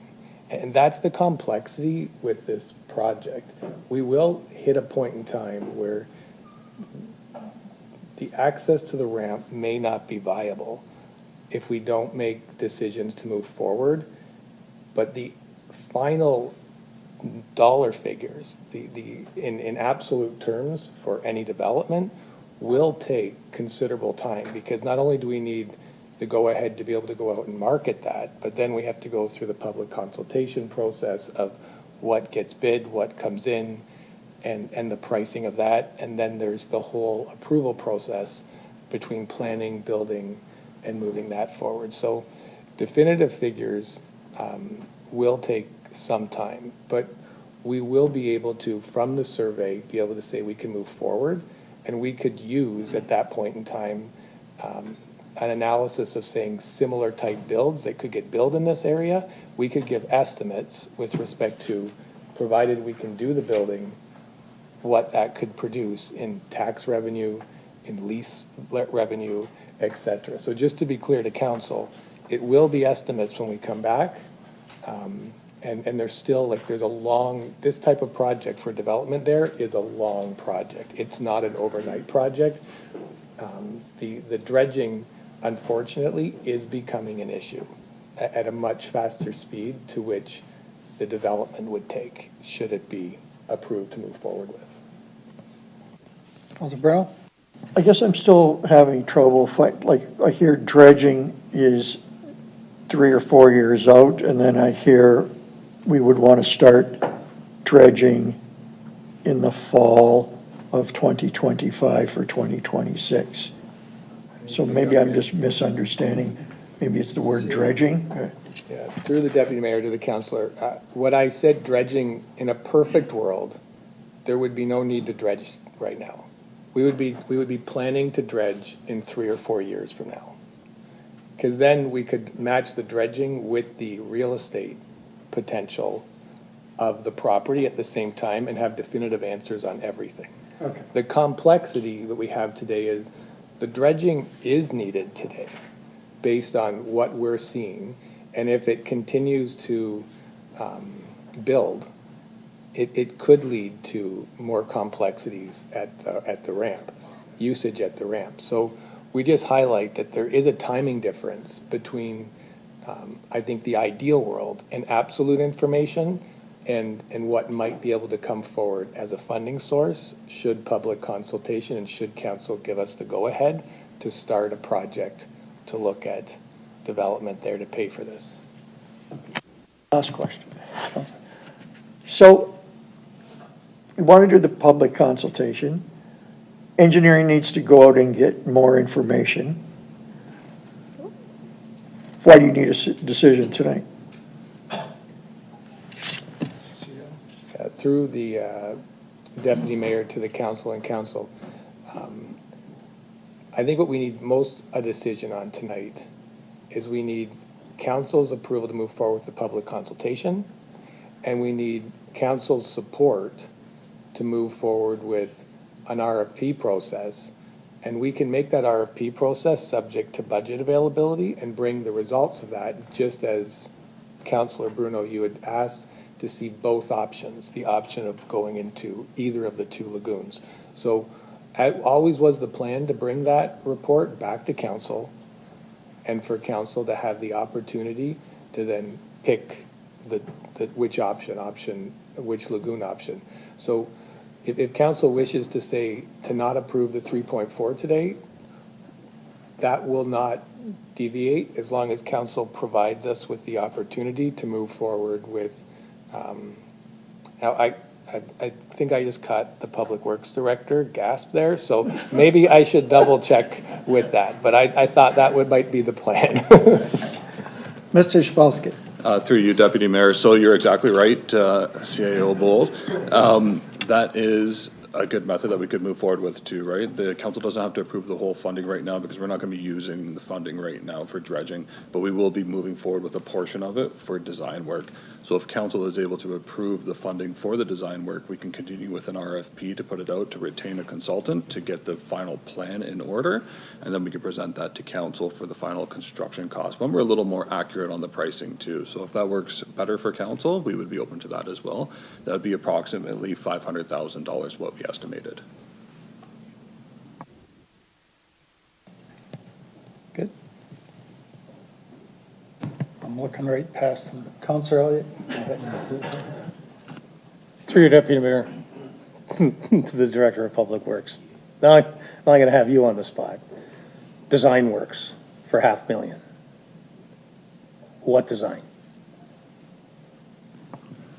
Through you, Deputy Mayor. So that would include actual going out and taking samples of all the material out there, analysts on it, doing rock depths as well to determine exactly how much dredge is there. Then we'll start looking at the different sites that we can bring the material to, and what the methods are to be able to lay it out. It is dredgeate. It's probably going to be a sandy material that's there. If we are looking at potentially building a parking lot or a building or something along there, we're going to have to come up with some plans as to how we're actually going to pull that off, and now's the time to be able to do that.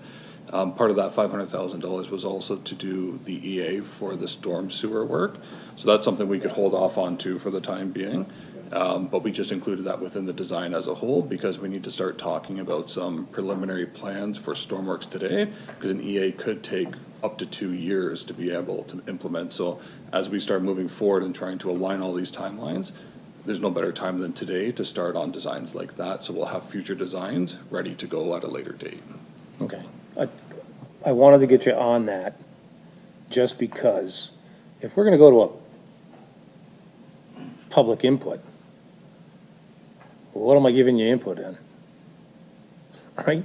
So you've got to know this is the cost of doing it this way. This is the cost of doing it this way. Which one would you like? Right? This is how much silt we have to move. This is what it's going to do. This is what it's going to cost. This is, the design for if we want to use the lagoon in the marina, the pipe work and all that stuff. People have to know what they're commenting on. So you can't just say, hey, here's all the money, go ahead and go do your stuff, and then go and have a public consultation and the people don't know what they're consulting on. What are you giving me? What's the cost? So when we don't have that, when we don't have something tangible to take to the public, what's the sense of going to the public? Right? You're making comment on what? Right? That's and not, not throwing that on you, but you have to give them something to comment about, right? Well, your position may change based on price.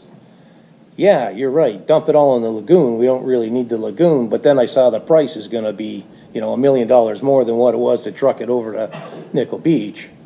My opinion on that might change very quickly. So unless you give a price with the options, you can't tell the public we want your input. So I don't want to get too far down the road without having all the pieces in place to what we want to do. And I understand you guys got to get going, but if we're going to go to the public, we have to give the public something that they can take a look at and understand and price out and form an opinion on it. So I don't want to get, like I said, I don't want to get too far down the road with everything without being something in place for the public to make comment on. So that's. Mr. CAO, can you tell us what that public engagement's going to entail? Yeah, thank you, Deputy Mayor, and to the councillor and council. So the goal of the public engagement is to ascertain individuals' thought process between the two lagoons, because the reality is, and I think our Public Works team noted it, that this isn't necessarily just a phase one. This is going to be a multi-year project. Dredging will not end after we dredge at the boat ramp. There will be dredging for many years to come as the silt continues to build up. And we're going to have to build a long-term maintenance plan with respect to that. So part of the public consultation is just to understand where people want to go on that. The other is to understand funding sources. Would people be willing to let any of it go on the property tax? Would people want it to go on the boaters? Are people interested in seeing a development, a real estate development going on? And I think those are all fair questions, at least I'd put to council to ask right now. The reality is, and I think Councillor Bruno said it well, the cost is significant. And the dollar figure is probably so significant that, and I gotta be careful how to say this, I guess, because each option is very costly. So I don't know if it's necessarily option one or option two. I'd rather between the two costs, because normally we take and we present to the most efficient cost model to council. The issue is going to be maybe more on the what options do I have to cover that cost in totality. So the goal of the public consultation is really to see if residents would be interested in the marina utilizing their asset to cover the cost. Because if we don't utilize the asset to help produce some additional revenue for the marina, there is no other funding source. And in which case, I think that might open up all other conversations. And Councillor Elliott, I think you asked great questions and these about the future of the marina. And if we don't use the asset, how do we pay for that? So the public consultation might not be so much about it's $1 more versus this or that. It's more about maybe the bigger picture. Do you want it on your taxes at all? Do you want it on the boat owners? Do you want it on the ramp? Do you want it through the marina, maybe building a development at the marina that would allow for tax dollars, that would allow for lease fees, would allow for things like that. So we'd really ask council to let us continue on with that discussion, because it does open up the conversation about other revenue sources that might be available down the road.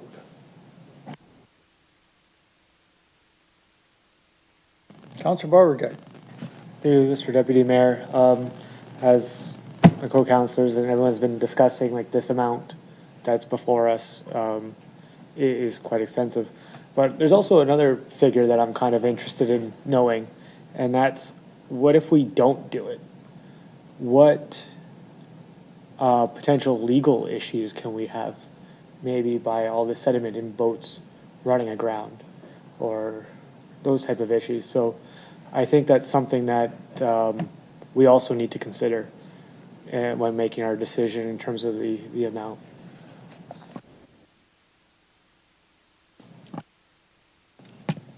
Any further questions of council?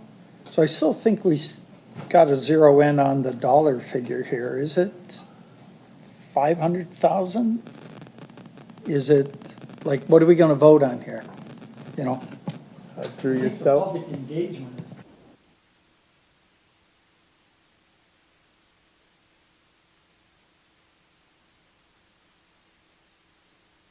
Do we want development there to pay for this? But what's the dollar figure we want to put in there?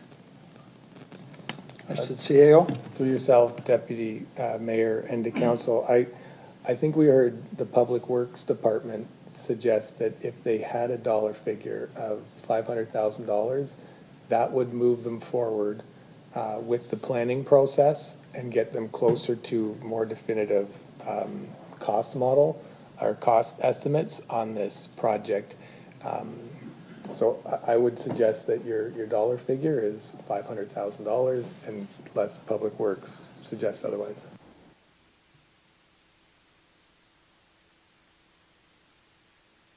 Councilor Bruno. So then that would not be on a levy, it would be out of the reserve. Ultimately, whatever cost is added, if we go forward, or isn't added, that ultimately will get paid back and not be on the levy because it's being borrowed from the reserve as a carry forward. Mr. CAO? So through the Deputy Mayor to Council, we do give financial reports every 4 months, roughly, and you can see in there that the loan balance of the marina is about $1 million. So we can add it there, but I will just note, and I think it goes back to what I said earlier, is the revenue that does come in from the marina does go for the operations, and it goes for, as we put in the report, minor repairs. So this repayment can be there, it can build, but that may not be a direct payback, i.e. it may be on the reserve. We can say that it's owing from the marina, but I would anticipate that the return or repayment wouldn't occur until you have some sort of development at the marina, should council allow for that. Because alternatively, I don't know if they would necessarily have the cash flow within that to be able to pay a payment. 500,000 over 10 years is, with interest, is probably $60,000 to $70,000. That would be a big increase to that budget. Counselor? So just the million they have now, they make that payment out of the operating funds? Through the deputy mayor, they make that payment of interest, and we try to budget for about, I think, $100,000 a year, but it varies depending on the success of the year. Some years it's at the bottom end of that, some years it's at the top end of that. So Madam Clerk, we need a rework on this, right? Have you got something in your Yeah. head? So an amendment would have to be put forward on the floor, and the amendment would be to strike out paragraph 2, if my understanding is correct, of the current motion, and replace it with that council approve funding to design the dredging of Sugarloaf Harbor Marina at an estimated cost of $500,000. If I'm interpreting this discussion correctly. Staff, is that the intention? Steve, Mr. CAO? Okay, so. But somebody has to put it on. Just real somebody has to quickly, put it on, that's, sorry, yeah. okay, because it says dredging, that's dredging options, right? With the lagoon, the location of dispensing everything, right? Not just one, this is the price, these are the options, right? Okay. The dredging options, the dredging Well, options? the location, are we gonna fill in the lagoon, are we gonna take it to the beach? The costing of the pipes and all that stuff and everything, so everything is built in, because we're gonna take that to the public, right? So just to make sure that it's worded that the options are included. Steve, is that your intent? Yes, through you, Deputy Mayor. So it's our intent to look at all those locations very in-depth. There are the potential that they may not be suitable for dredging materials. So that's where we kind of need to figure that out too. So that's 100% part of that design process. So can I get somebody to put that on the floor? Councillor Bagu, Councillor Bruno? And that's the amendment. That's just. So we're going to vote on that. Right, okay. So council, we're going to vote on that amendment. All in favor? Unanimous? So now we can vote on the motion as amended. In favor? Can you just, yeah, please, thank you. Madam Clerk, can you read that out so we got it? All right, so we'll be voting on the motion as amended, which is that Public Works Department Report 2025-12 be received, and that council approve funding to design options of dredging the Sugarloaf Harbor Marina at an estimated cost of $500,000, and that council direct staff to implement the proposed public engagement plan outlined in this report.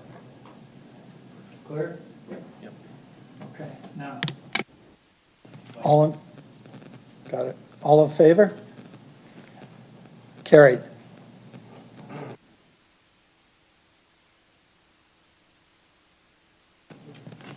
Next one, Nickel Beach Report 2025-06. And we'll move that to get on the floor. Moved by Councillor Bruno, sponsored by Councillor Bagu. And who's going to take the lead on this? Councillor Bruno, you pulled that? Okay. Thank you. Through you two, I'm not sure who's going to answer this from the beach, but you talked about dune fencing. I have a lot of experience with beaches, and we did natural plantings. It's dune grasses. And you let that propagate, and you don't use fencing and sort of man-made things. You use things that ultimately grow and retain the dune. And so I was just interested in the idea of fence versus dune grasses. Okay, Greg, is that yours? Thanks. Through the Deputy Mayor to Councillor Bruno. So we have been working on the restoration project with the NPCA and the Niagara Wetlands Association, and part of the recommendation we received from those groups in regards to the restoration was using dune, so snow fence for the dune project. And as you saw in the report, we were going to start that project if we were approved for the fragment removal on the west end of the beach area. Okay, if it's passed through them, and yeah, you may want to consider that down the road as a way of ultimately stabilizing instead of putting up fencing all the time. But thank you. Any further questions? Councillor Elliott.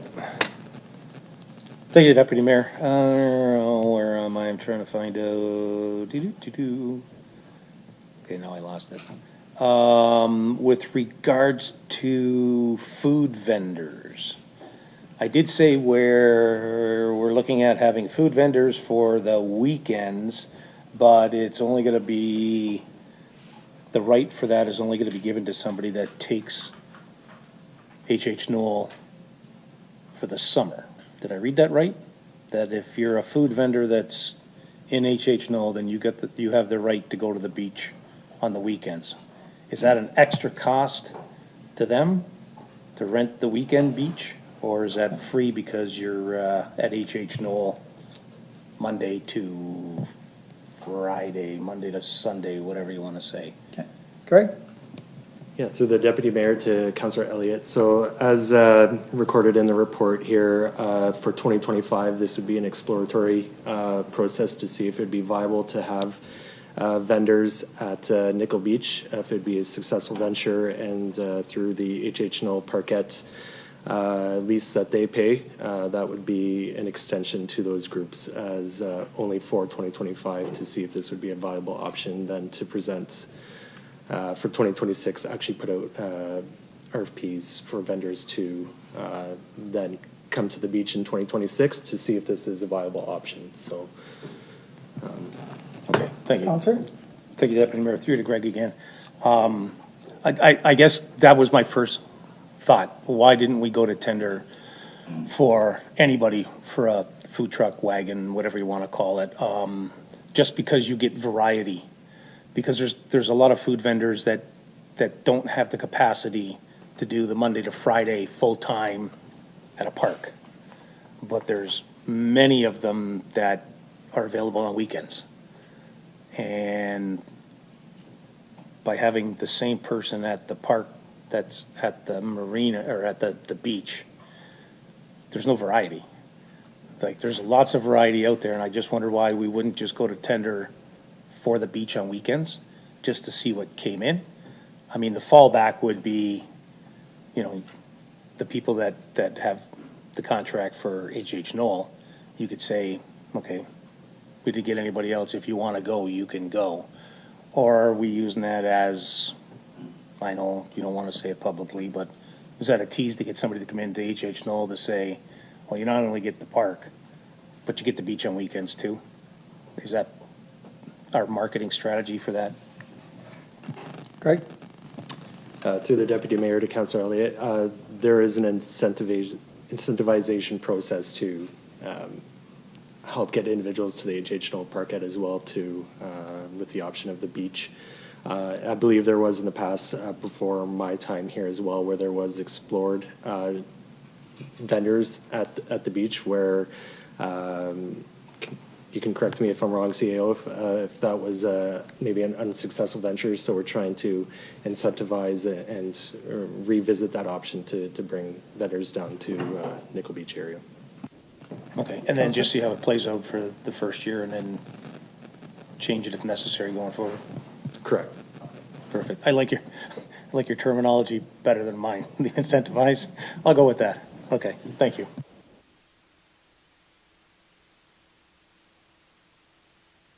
Further questions to this? None? Okay, so this one.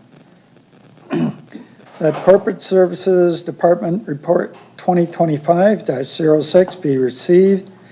That Recreation staff be directed to move forward with the environmental projects involved removal of invasive Phragmites,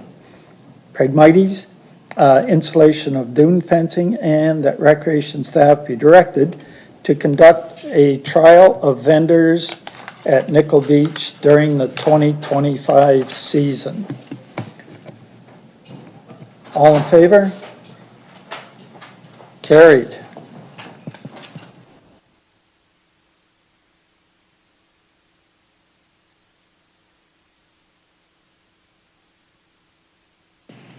And next we have 12.5, Town of Fort Erie Provincial Election Healthcare Advocacy, moved by Councillor Aguilina, second by Councillor Hoyle. That the council endorse the Town of Fort Erie's resolution regarding provincial election healthcare advocacy, and that staff be directed to prepare a similar motion to be brought forward with the staff report regarding the future of healthcare in Port Colborne at the March 25th, 2025 regular council meeting. Councillor Aguilina, I think this was yours. Any thoughts on that? No, and I appreciate having that motion put forward. I just thought the timing of us being notified that Fort Erie received a unanimous endorsement from the region about saving their urgent care, that I think Port Colborne needs to make a stance as well, and if we're going to wait for the accumulation of the survey results, and I think the Port Colborne Coalition group might be speaking at the March 11th meeting, that we'll have enough to support the motion.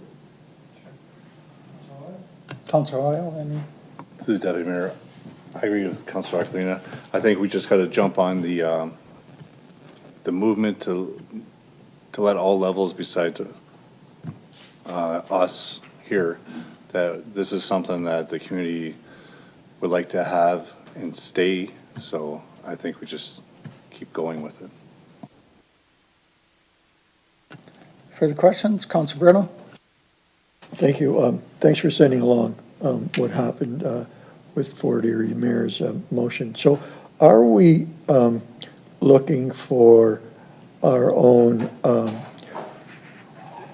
Port Colborne tailored motion and incorporating that with the comments up to March 25th? Because I think we want to get going, but we do have a little bit of time.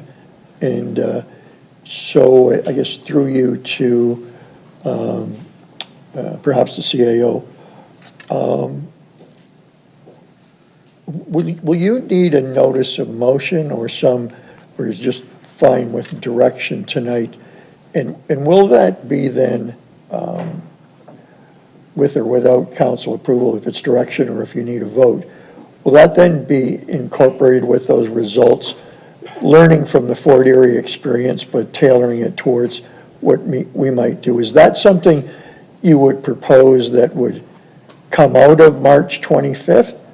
Or March 25th, would have an example then? Would March 25th be the beginning of direction to put forward a similar motion?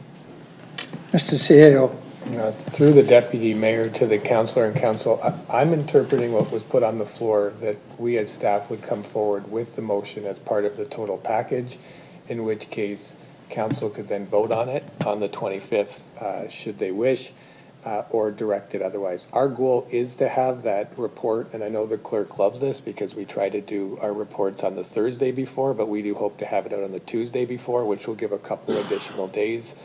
So that way the public and council can read the findings of the public consultation process. So that will give you an additional couple days to look at the proposed motion. Councillor? Further questions?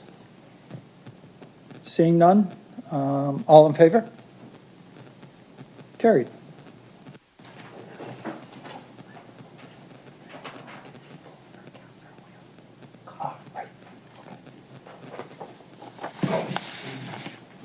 So we do have one conflict, so this is the removal of the holding provision application vacant lots on Kalali Street East, file D14-10-24. I'll read the recommendation. And the recommendation that Development and Government Relations Department 2025-32 be received and that council approve the bylaw attached as Appendix A to this report, being a bylaw to remove the holding provision for the subject lands legally known as Lot 52 and 53, Plan 871 in the City of Port Colborne, Regional Municipality of Niagara. So we'll need a mover and a seconder. Councillor Elliott, Councillor Danch. Questions, anyone? All in favor? Carried.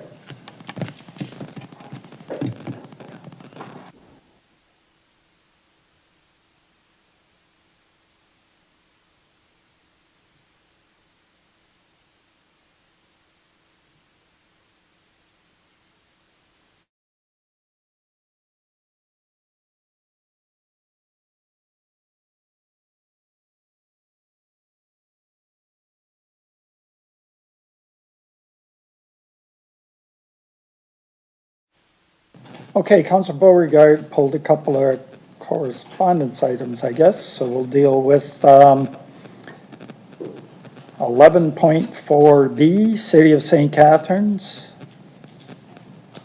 Town of Hanover, Town of Perry Sound, Township of Valrita, Hardy, United States, imposition of tariffs on Canada. Councillor Beauregard?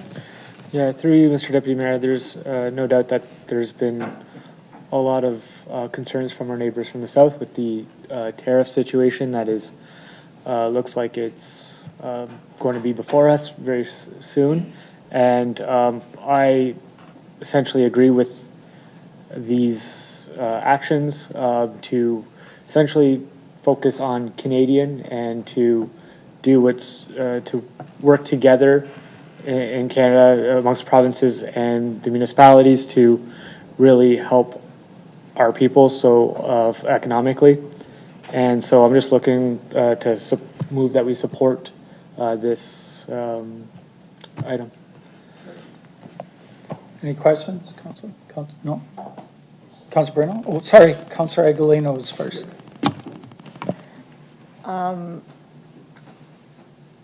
I think I might need to declare a conflict on this. Go ahead.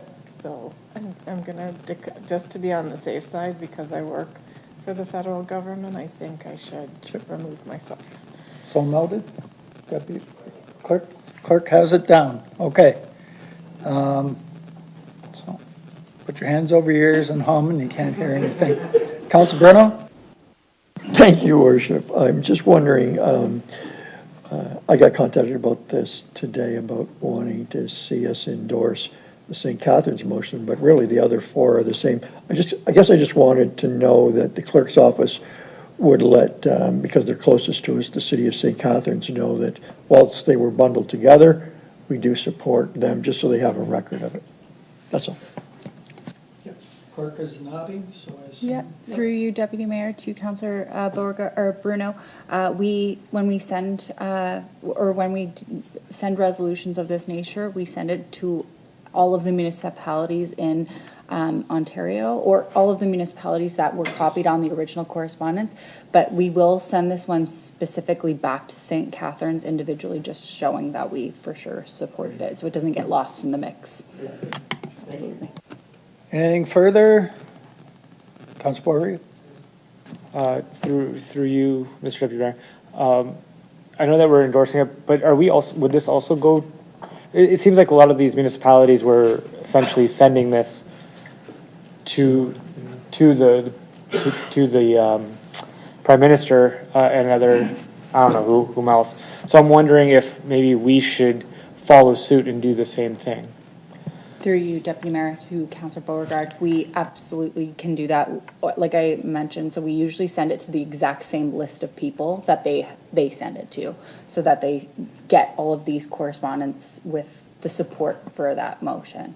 I guess through you, Deputy Mayor, would we be essentially saying, like, dear Prime Minister, whereas, like, so, yeah, so our letters usually say at the council meeting of February 25th, 2025, the Council of the Corporation of the City of Colborne supported the following motion, and it has the St. Catharines motion embedded into the letter.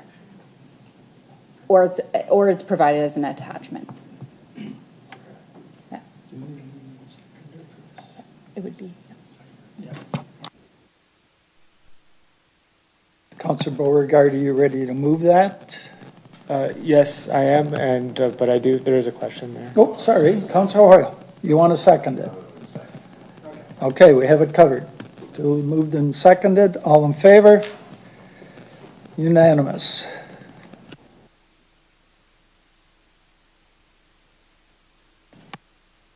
Okay, next is 11.4C, Town of Fort Frances, Sovereignty of Canada.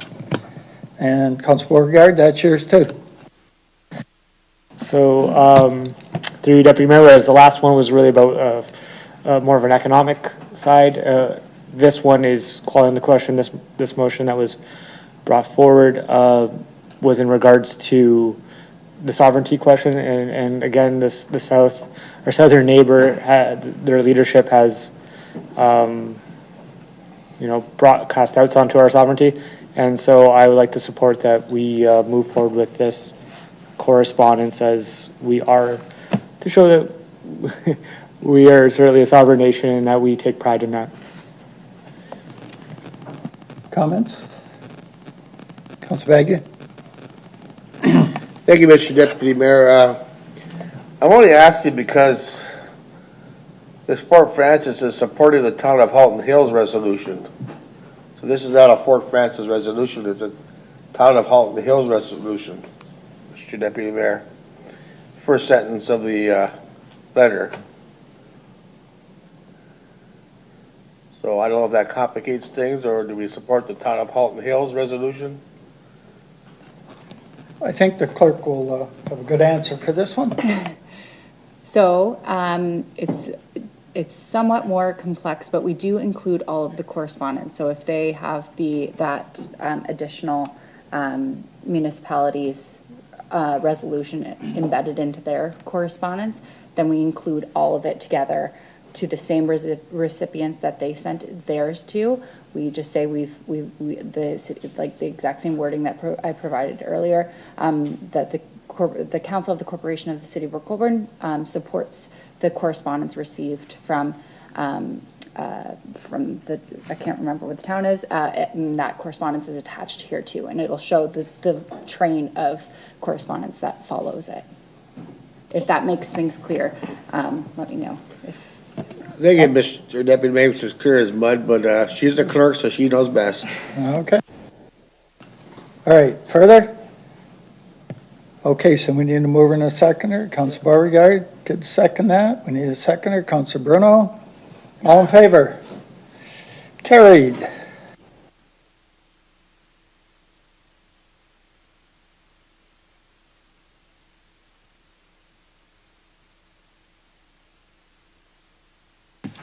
Okay, so we're on to staff remarks. Anything from staff? Mr. CAO.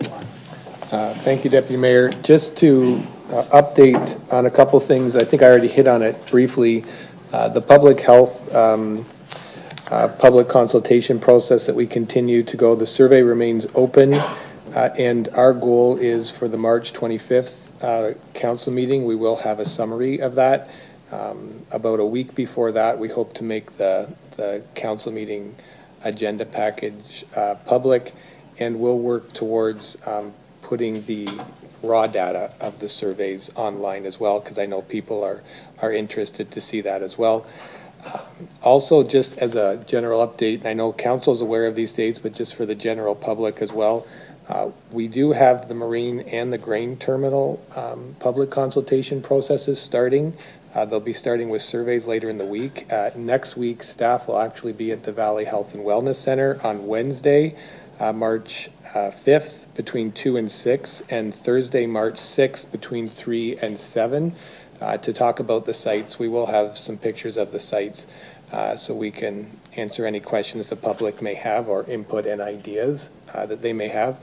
And then later in March, March 18th, that's a Tuesday between 2 and 4, and then again at 5 to 7. We will have customer service and public works will be available. And also, I guess I'll say on the following Thursday, March 20th, same times between 2 and 4 and 5 to 7. Again, Public Works and Customer Service will be available, and they will be there to answer any questions with respect to people's water, wastewater bills.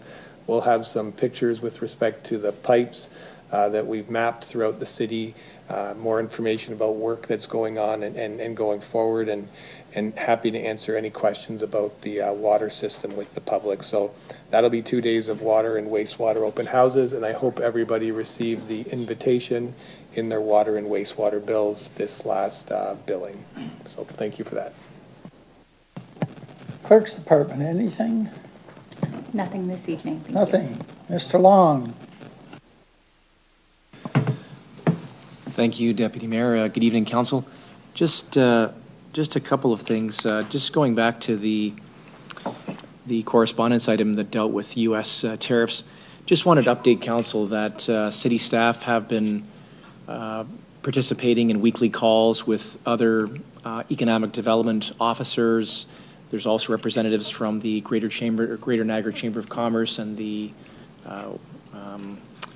Port Colborne Wainfleet Chamber of Commerce and other stakeholders, including the Niagara Industrial Association. So everyone's been chatting on a weekly basis to try and come up with a Niagara response, and I think part of that response was included in the motion from St. Catharines. So just wanted to let you know that staff have been part of those conversations. Our EDO mentioned to me today that he and other of his colleagues are working on a landing page that would be on our website that would serve as a resource for local companies looking for information, resources, contact information about a potential impact of the tariffs.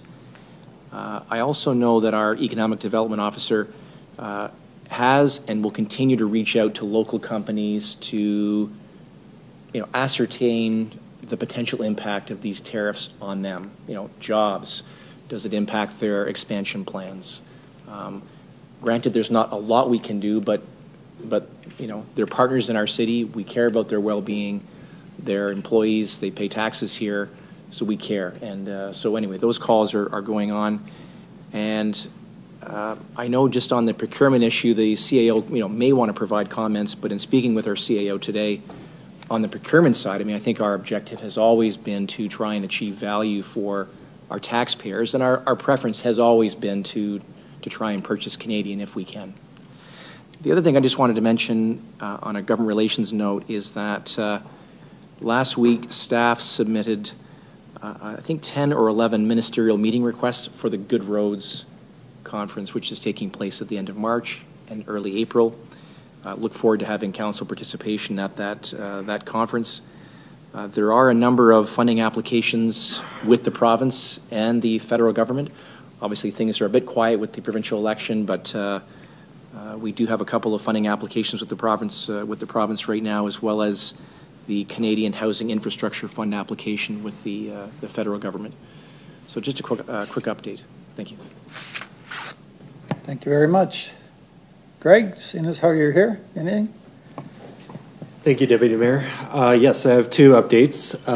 First, we have selected a consultant for the Parks and Recreation Master Plan, and we'll be having a kickoff meeting in the next couple of weeks here. And then we'll have many phases of public consultation for the community, as well as an opportunity for council to meet with the consultants. And the phases will include many different various methods of collecting data through surveys, through in-person focus groups, and the projected timeline will see the plan likely have a presentation to council either end of October or November timeframe if all goes to plan. And my second update was just a note, we're already almost at the end of February here. Our minor sport associations do have their registration open for our spring and summer sports. So just a message for the community. If you're looking to get your youth into baseball, soccer, or various sports in our community, the registrations are open with our community groups. Thank you very much. Oh, question on that, Councilor Bruno? Thank you, Deputy Mayor. Through to Greg. I'm just concerned about when you mentioned Parks Master Plan. So I remember in the previous term, we had some consultants here. I thought that was the Parks Master Plan. A lot of it dealt with, we've dealt with it in a small way, but I guess we're going to figure out how to roll it out. But that was about sort of community parks versus big parks, parks that could be made redundant, grow parks. So I'm not sure, Mr. Bowles, you may be the only one around other than Steve here, was that not a Parks and Recreation Master Plan? Mr. CEO? Yeah, through the Deputy Mayor to the Council and Council, having read that, I would articulate that might be more of a parks inventory. And I think we talked about this a little bit at budget. So the complexity with respect to that was it did do a great job identifying the parks, identifying what we had in the parks. It had a very short component about things that you could do in parks, but it did not concentrate on Parks and Rec in a holistic fashion that talked about people. We didn't end up developing long-term accessibility plans. There's many more facets than just the inventorying of parks.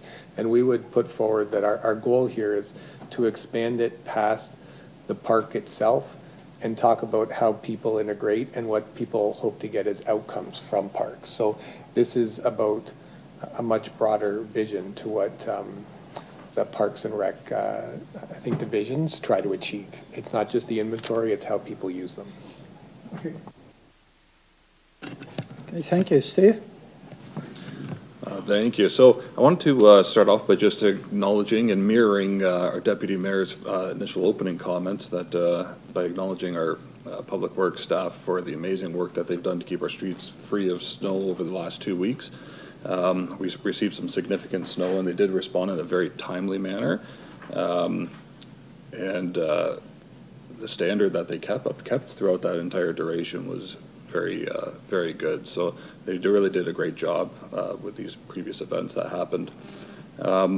With the warmer weather now, we're starting to experience some snow melt, which will cause some localized flooding within some of the streets. You guys might have noticed some of that driving around town today. We have had staff out and they are unblocking some of the catch basins for some ice, allowing them to flow a little bit better. With this weather, we also start getting some potholes that start popping up through the asphalt due to the freeze thaw that we've had. So you will experience some potholes over the time, but our staff are out there. We're actively looking for those potholes and we will be going through, drying them out, and then reapplying some asphalt in there too. So it does take a little bit to identify them, get them lined up to keep them moving. So I just wanted to give council a heads up that we are actively looking for those. We have some good news that on Clarence Street between West Street and King Street. You may have noticed that the road's open now at this time. So the contractors will be continuing some of the work that has to take place out there, but it doesn't require the road to be closed. So you'll still see them there, and final restorations for the area as a whole will take place during the spring. Lastly, We've been working with a contractor out on Olga Street for the storm sewer project that we're doing right now. So during the initial investigations, we have drained the storm sewer, and we did look at some of the other sewers that are out on the street, and they're also in deteriorated shape, so they're actually rotted at certain areas.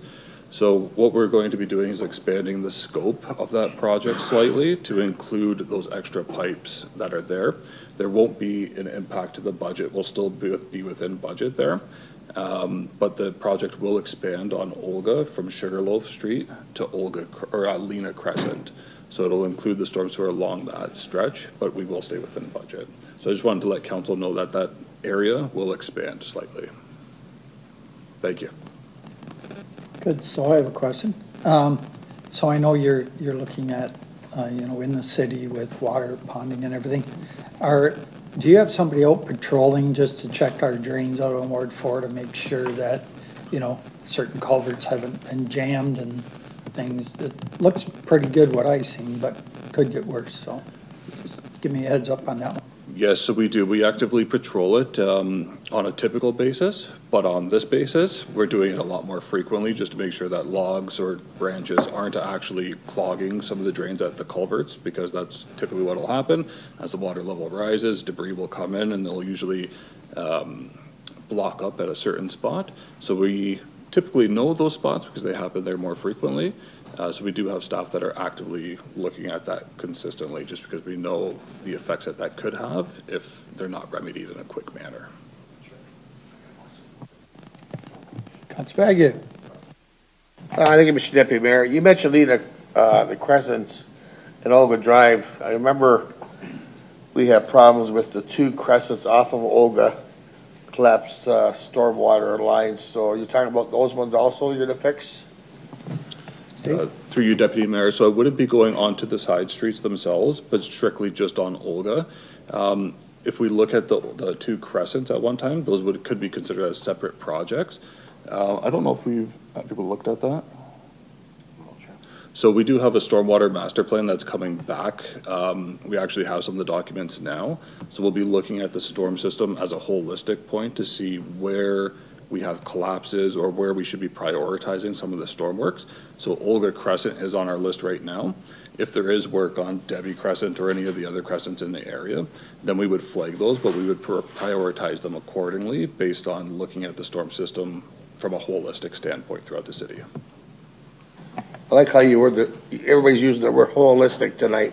That must be the word for council. Anyways, I remember about 3 years ago on the two crescents, the pavement was collapsing and it was holes there, and the city came and fixed those holes, and the problem was the drain was collapsed. So I guess you guys dug it up and fixed it, so you don't need to go dig it up again.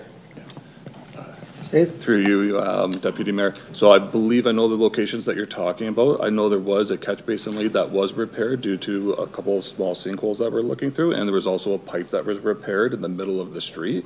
So those ones were repaired in that section, but this is strictly just the main line on Olga.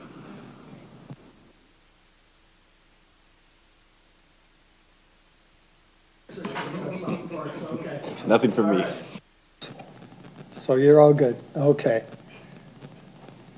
So I guess we covered all the staff. Okay, councilors' remarks. We'll start at Councilor Hoyle. Through the Deputy Mayor. Steve, you answered most of my questions I was going to ask you. Just if you can follow up and check the Wellington Street area for some ponding that's beginning in the backyards in that area. That's the only thing I have new. Also, thanks to staff who kept the roads pretty clean and the arena fairly well salted for the Wave Frenzy tournament the other weekend on the 15th to the 17th. There was 22 teams from across Ontario. And a shout out to the Port Colborne U11 and the U13 Blue who won their divisions. That's it. Very good. Councilor Danch. Thank you, Deputy Mayor. I'm going to reach out to the CAO here, express my concerns about the length of time it takes for bylaw matters to be addressed. It seems that even straightforward issues experience significant delays, and I'd like to understand why this is the case. I've got 2 issues that I've put into bylaw. One's back November the 4th last year in regards to the property of the former Bella Villa, whatever you want to call it. There's trailers, there's cars, there's fires going on, there's people excreting in the bushes. One of the neighbors on Cement Plant Road was approached by a couple dogs on his own property, and it seems like nothing's getting done there. My second concern is in regards to the outside lighting. I've brought this up a few times. The last thing I found in my emails was September 9th last year. It's the situation still going on. And I just wonder if we're going to get any headway on a couple of these things that I've put in. Thank you.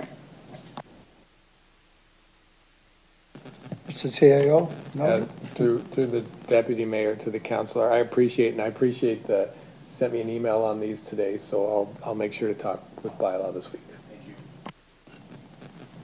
Good. Councillor Elliott.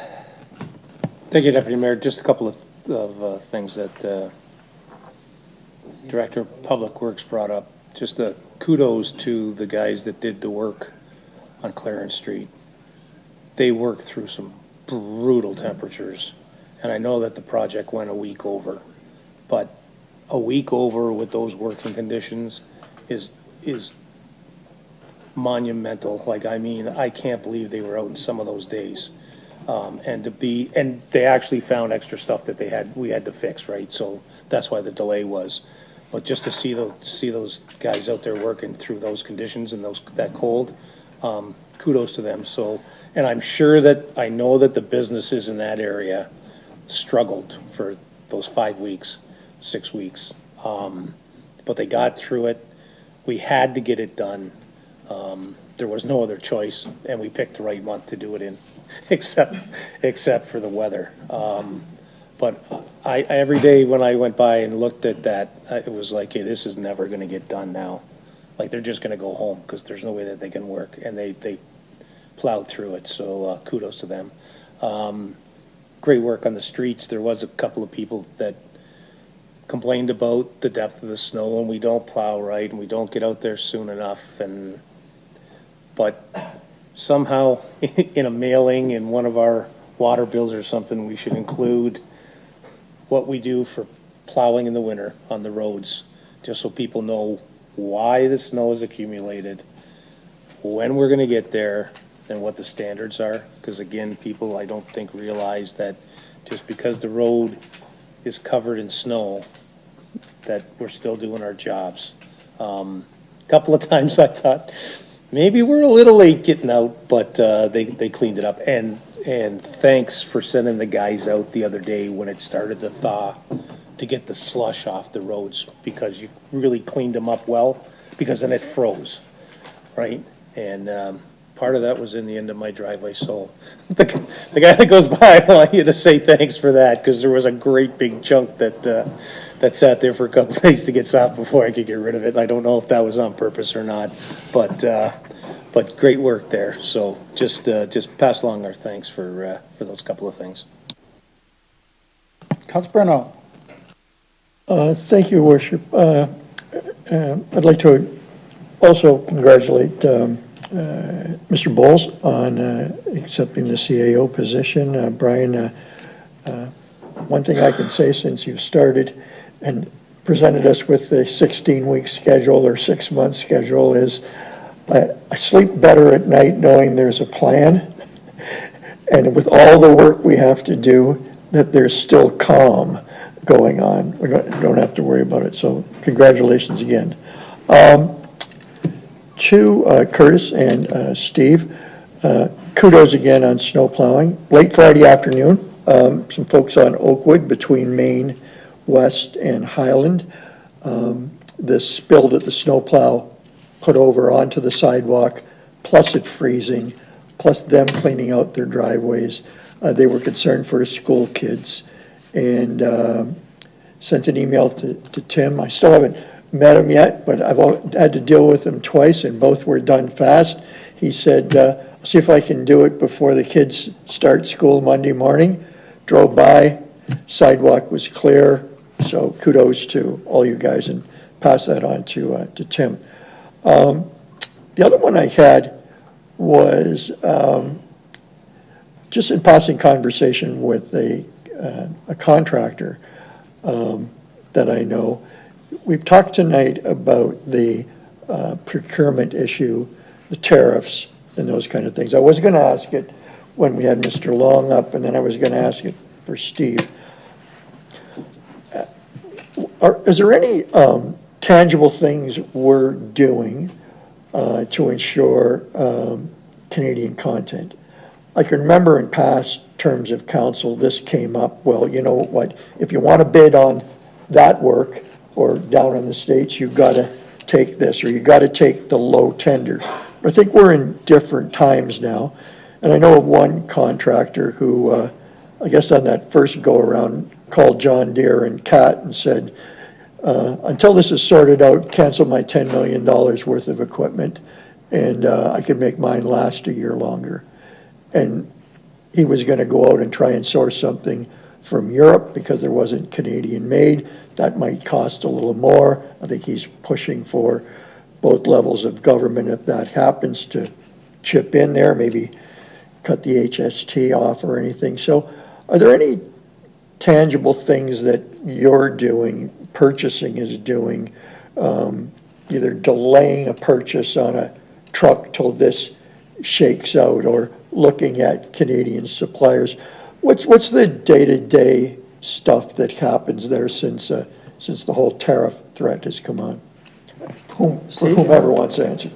Steve, you want to start, Tom? Yeah, through you, Deputy Mayor. So it's great that you brought that up. It's actually something we've been thinking about for over the last week, and we're going to be meeting with our procurement group this week to kind of discuss what the alternatives are. We do have different trade agreements that when we advertise our tenders out there, so there might be different avenues that we could take. But even looking at smaller supplies when we end up stocking our facilities with, paper or soap or any other entities. So I think they're all on the table right now to look at. It's not something that's solid right now that we've had the discussions, but it is on our agenda to have those discussions to see what the next path forward is.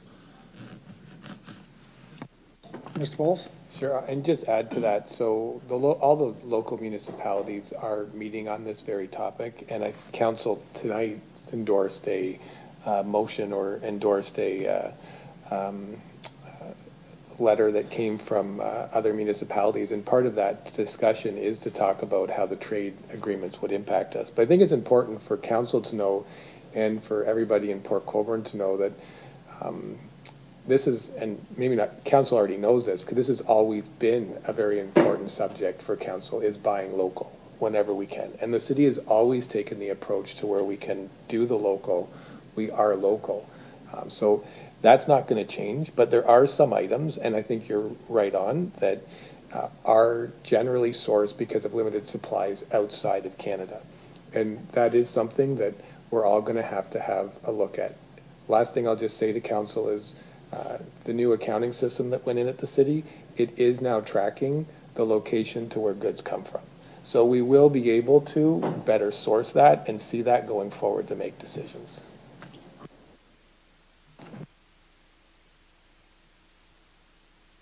Councilor Baggett. Thank you, Mr. Deputy Mayor. I got a few things. Let's talk about snow plowing. In Toronto, I see on social media, and I saw on the news, the plow blade that when you approach a driveway, a little thing comes down, scoops it up so it doesn't block the person's driveway, then it lifts it up on the snowbank. I'm sure you noticed it, and I think it's a great idea. Maybe not in every city, area, but are you guys looking at something like that? I'm sure it was brought to your attention.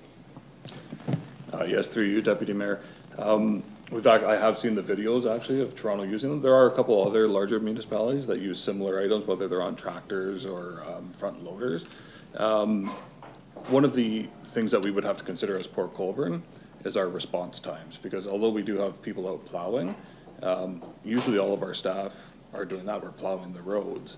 where Toronto or other larger municipalities may have the additional staff that are able to actually plow the road, but follow behind and clear the windrows that are left there, where we would have to look at it from a standpoint of pushing forward, plowing the road, and then following back a day or two later to be able to actually clear those windrows off, which wouldn't be realistic for some of the property owners to not have it cleared out within that time frame.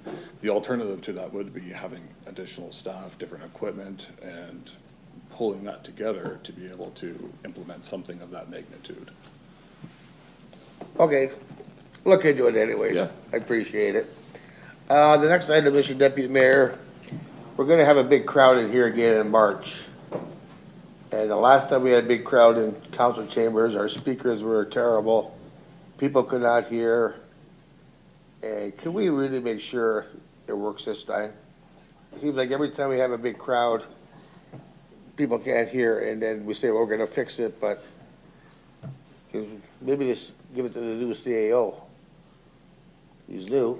I think that's, well, yeah, kind of new, yeah. Kind of new, yeah. Yeah, that's a great point, because people were kind of looking at us going like, can't hear, can't hear. We're gonna ask the three people back there later on whether they can hear, but, Through the deputy mayor to the councilor and council, it was a good point. We did have an issue with the back room because we had the overflow, and that really created the larger complexity. We have tested that out. It is running properly, so we'll do tests as we go because we want it to be operational. I did hear that we may have a delegation on March 11th, so we'll also be ready for that as well. Thank you. Thank you, Mr. Deputy Mayor. Last one, this is from the library CEO, Rachel Chuck. She couldn't make it tonight, but she wanted me to relay her information just that the library has open registrations for the free community volunteer income tax clinics, which everybody loves to get their income tax done. They have 7 dates available, and individuals can register by contacting the library during operating hours, Mr. Deputy Mayor. So it seems to go over really well, the income tax at the library, and we have some great volunteer accountants that do the income tax for people, and it's greatly appreciated. Thank you, Mr. Deputy Mayor. thanks for the info. Council Beauregard. Yeah, through you, Deputy Mayor. I can give a little bit of an update on what the Heritage Subcommittee has been up to. So they've been hard at work at reviewing some potential properties for designation.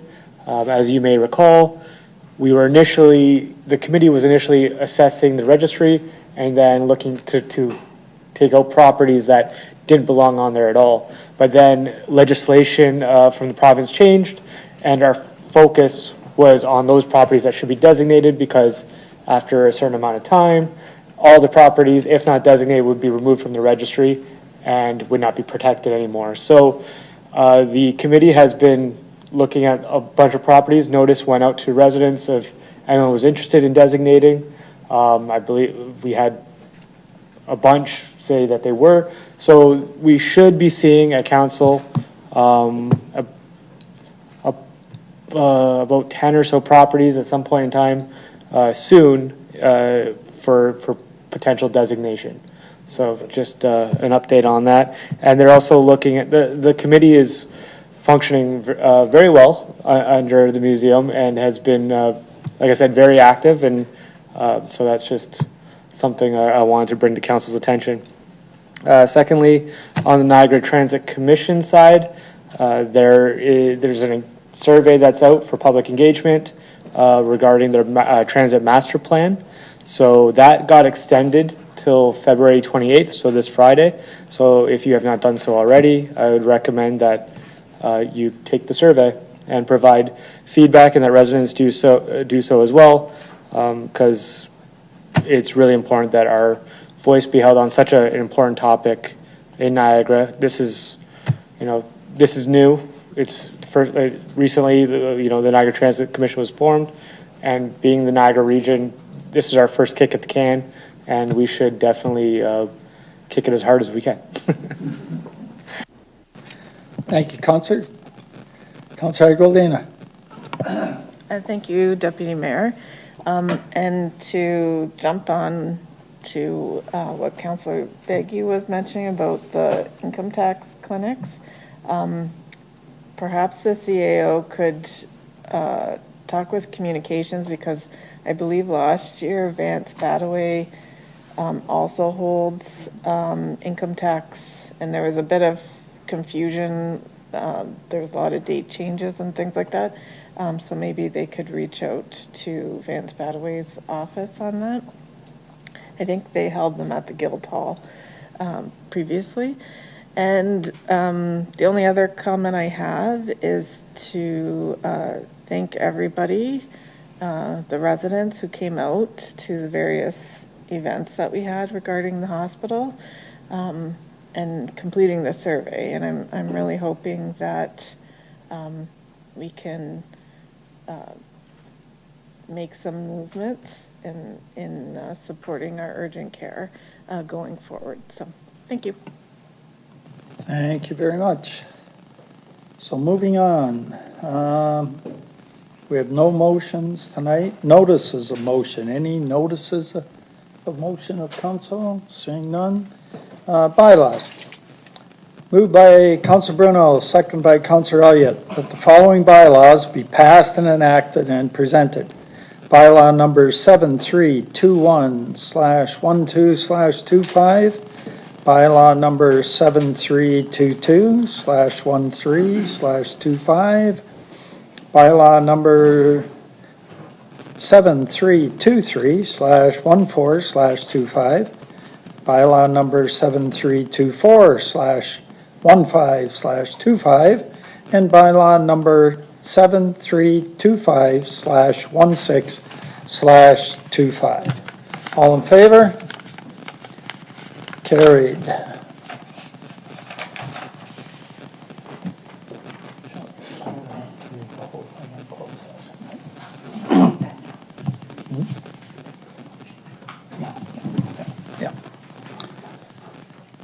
So council is going to go into closed session, and I'll read why, and we won't be coming back out into our meeting. So moved by Councillor Hoyle, seconded by Councillor Aguilina, that council do now proceed and meet in closed session at 9:12 p.m.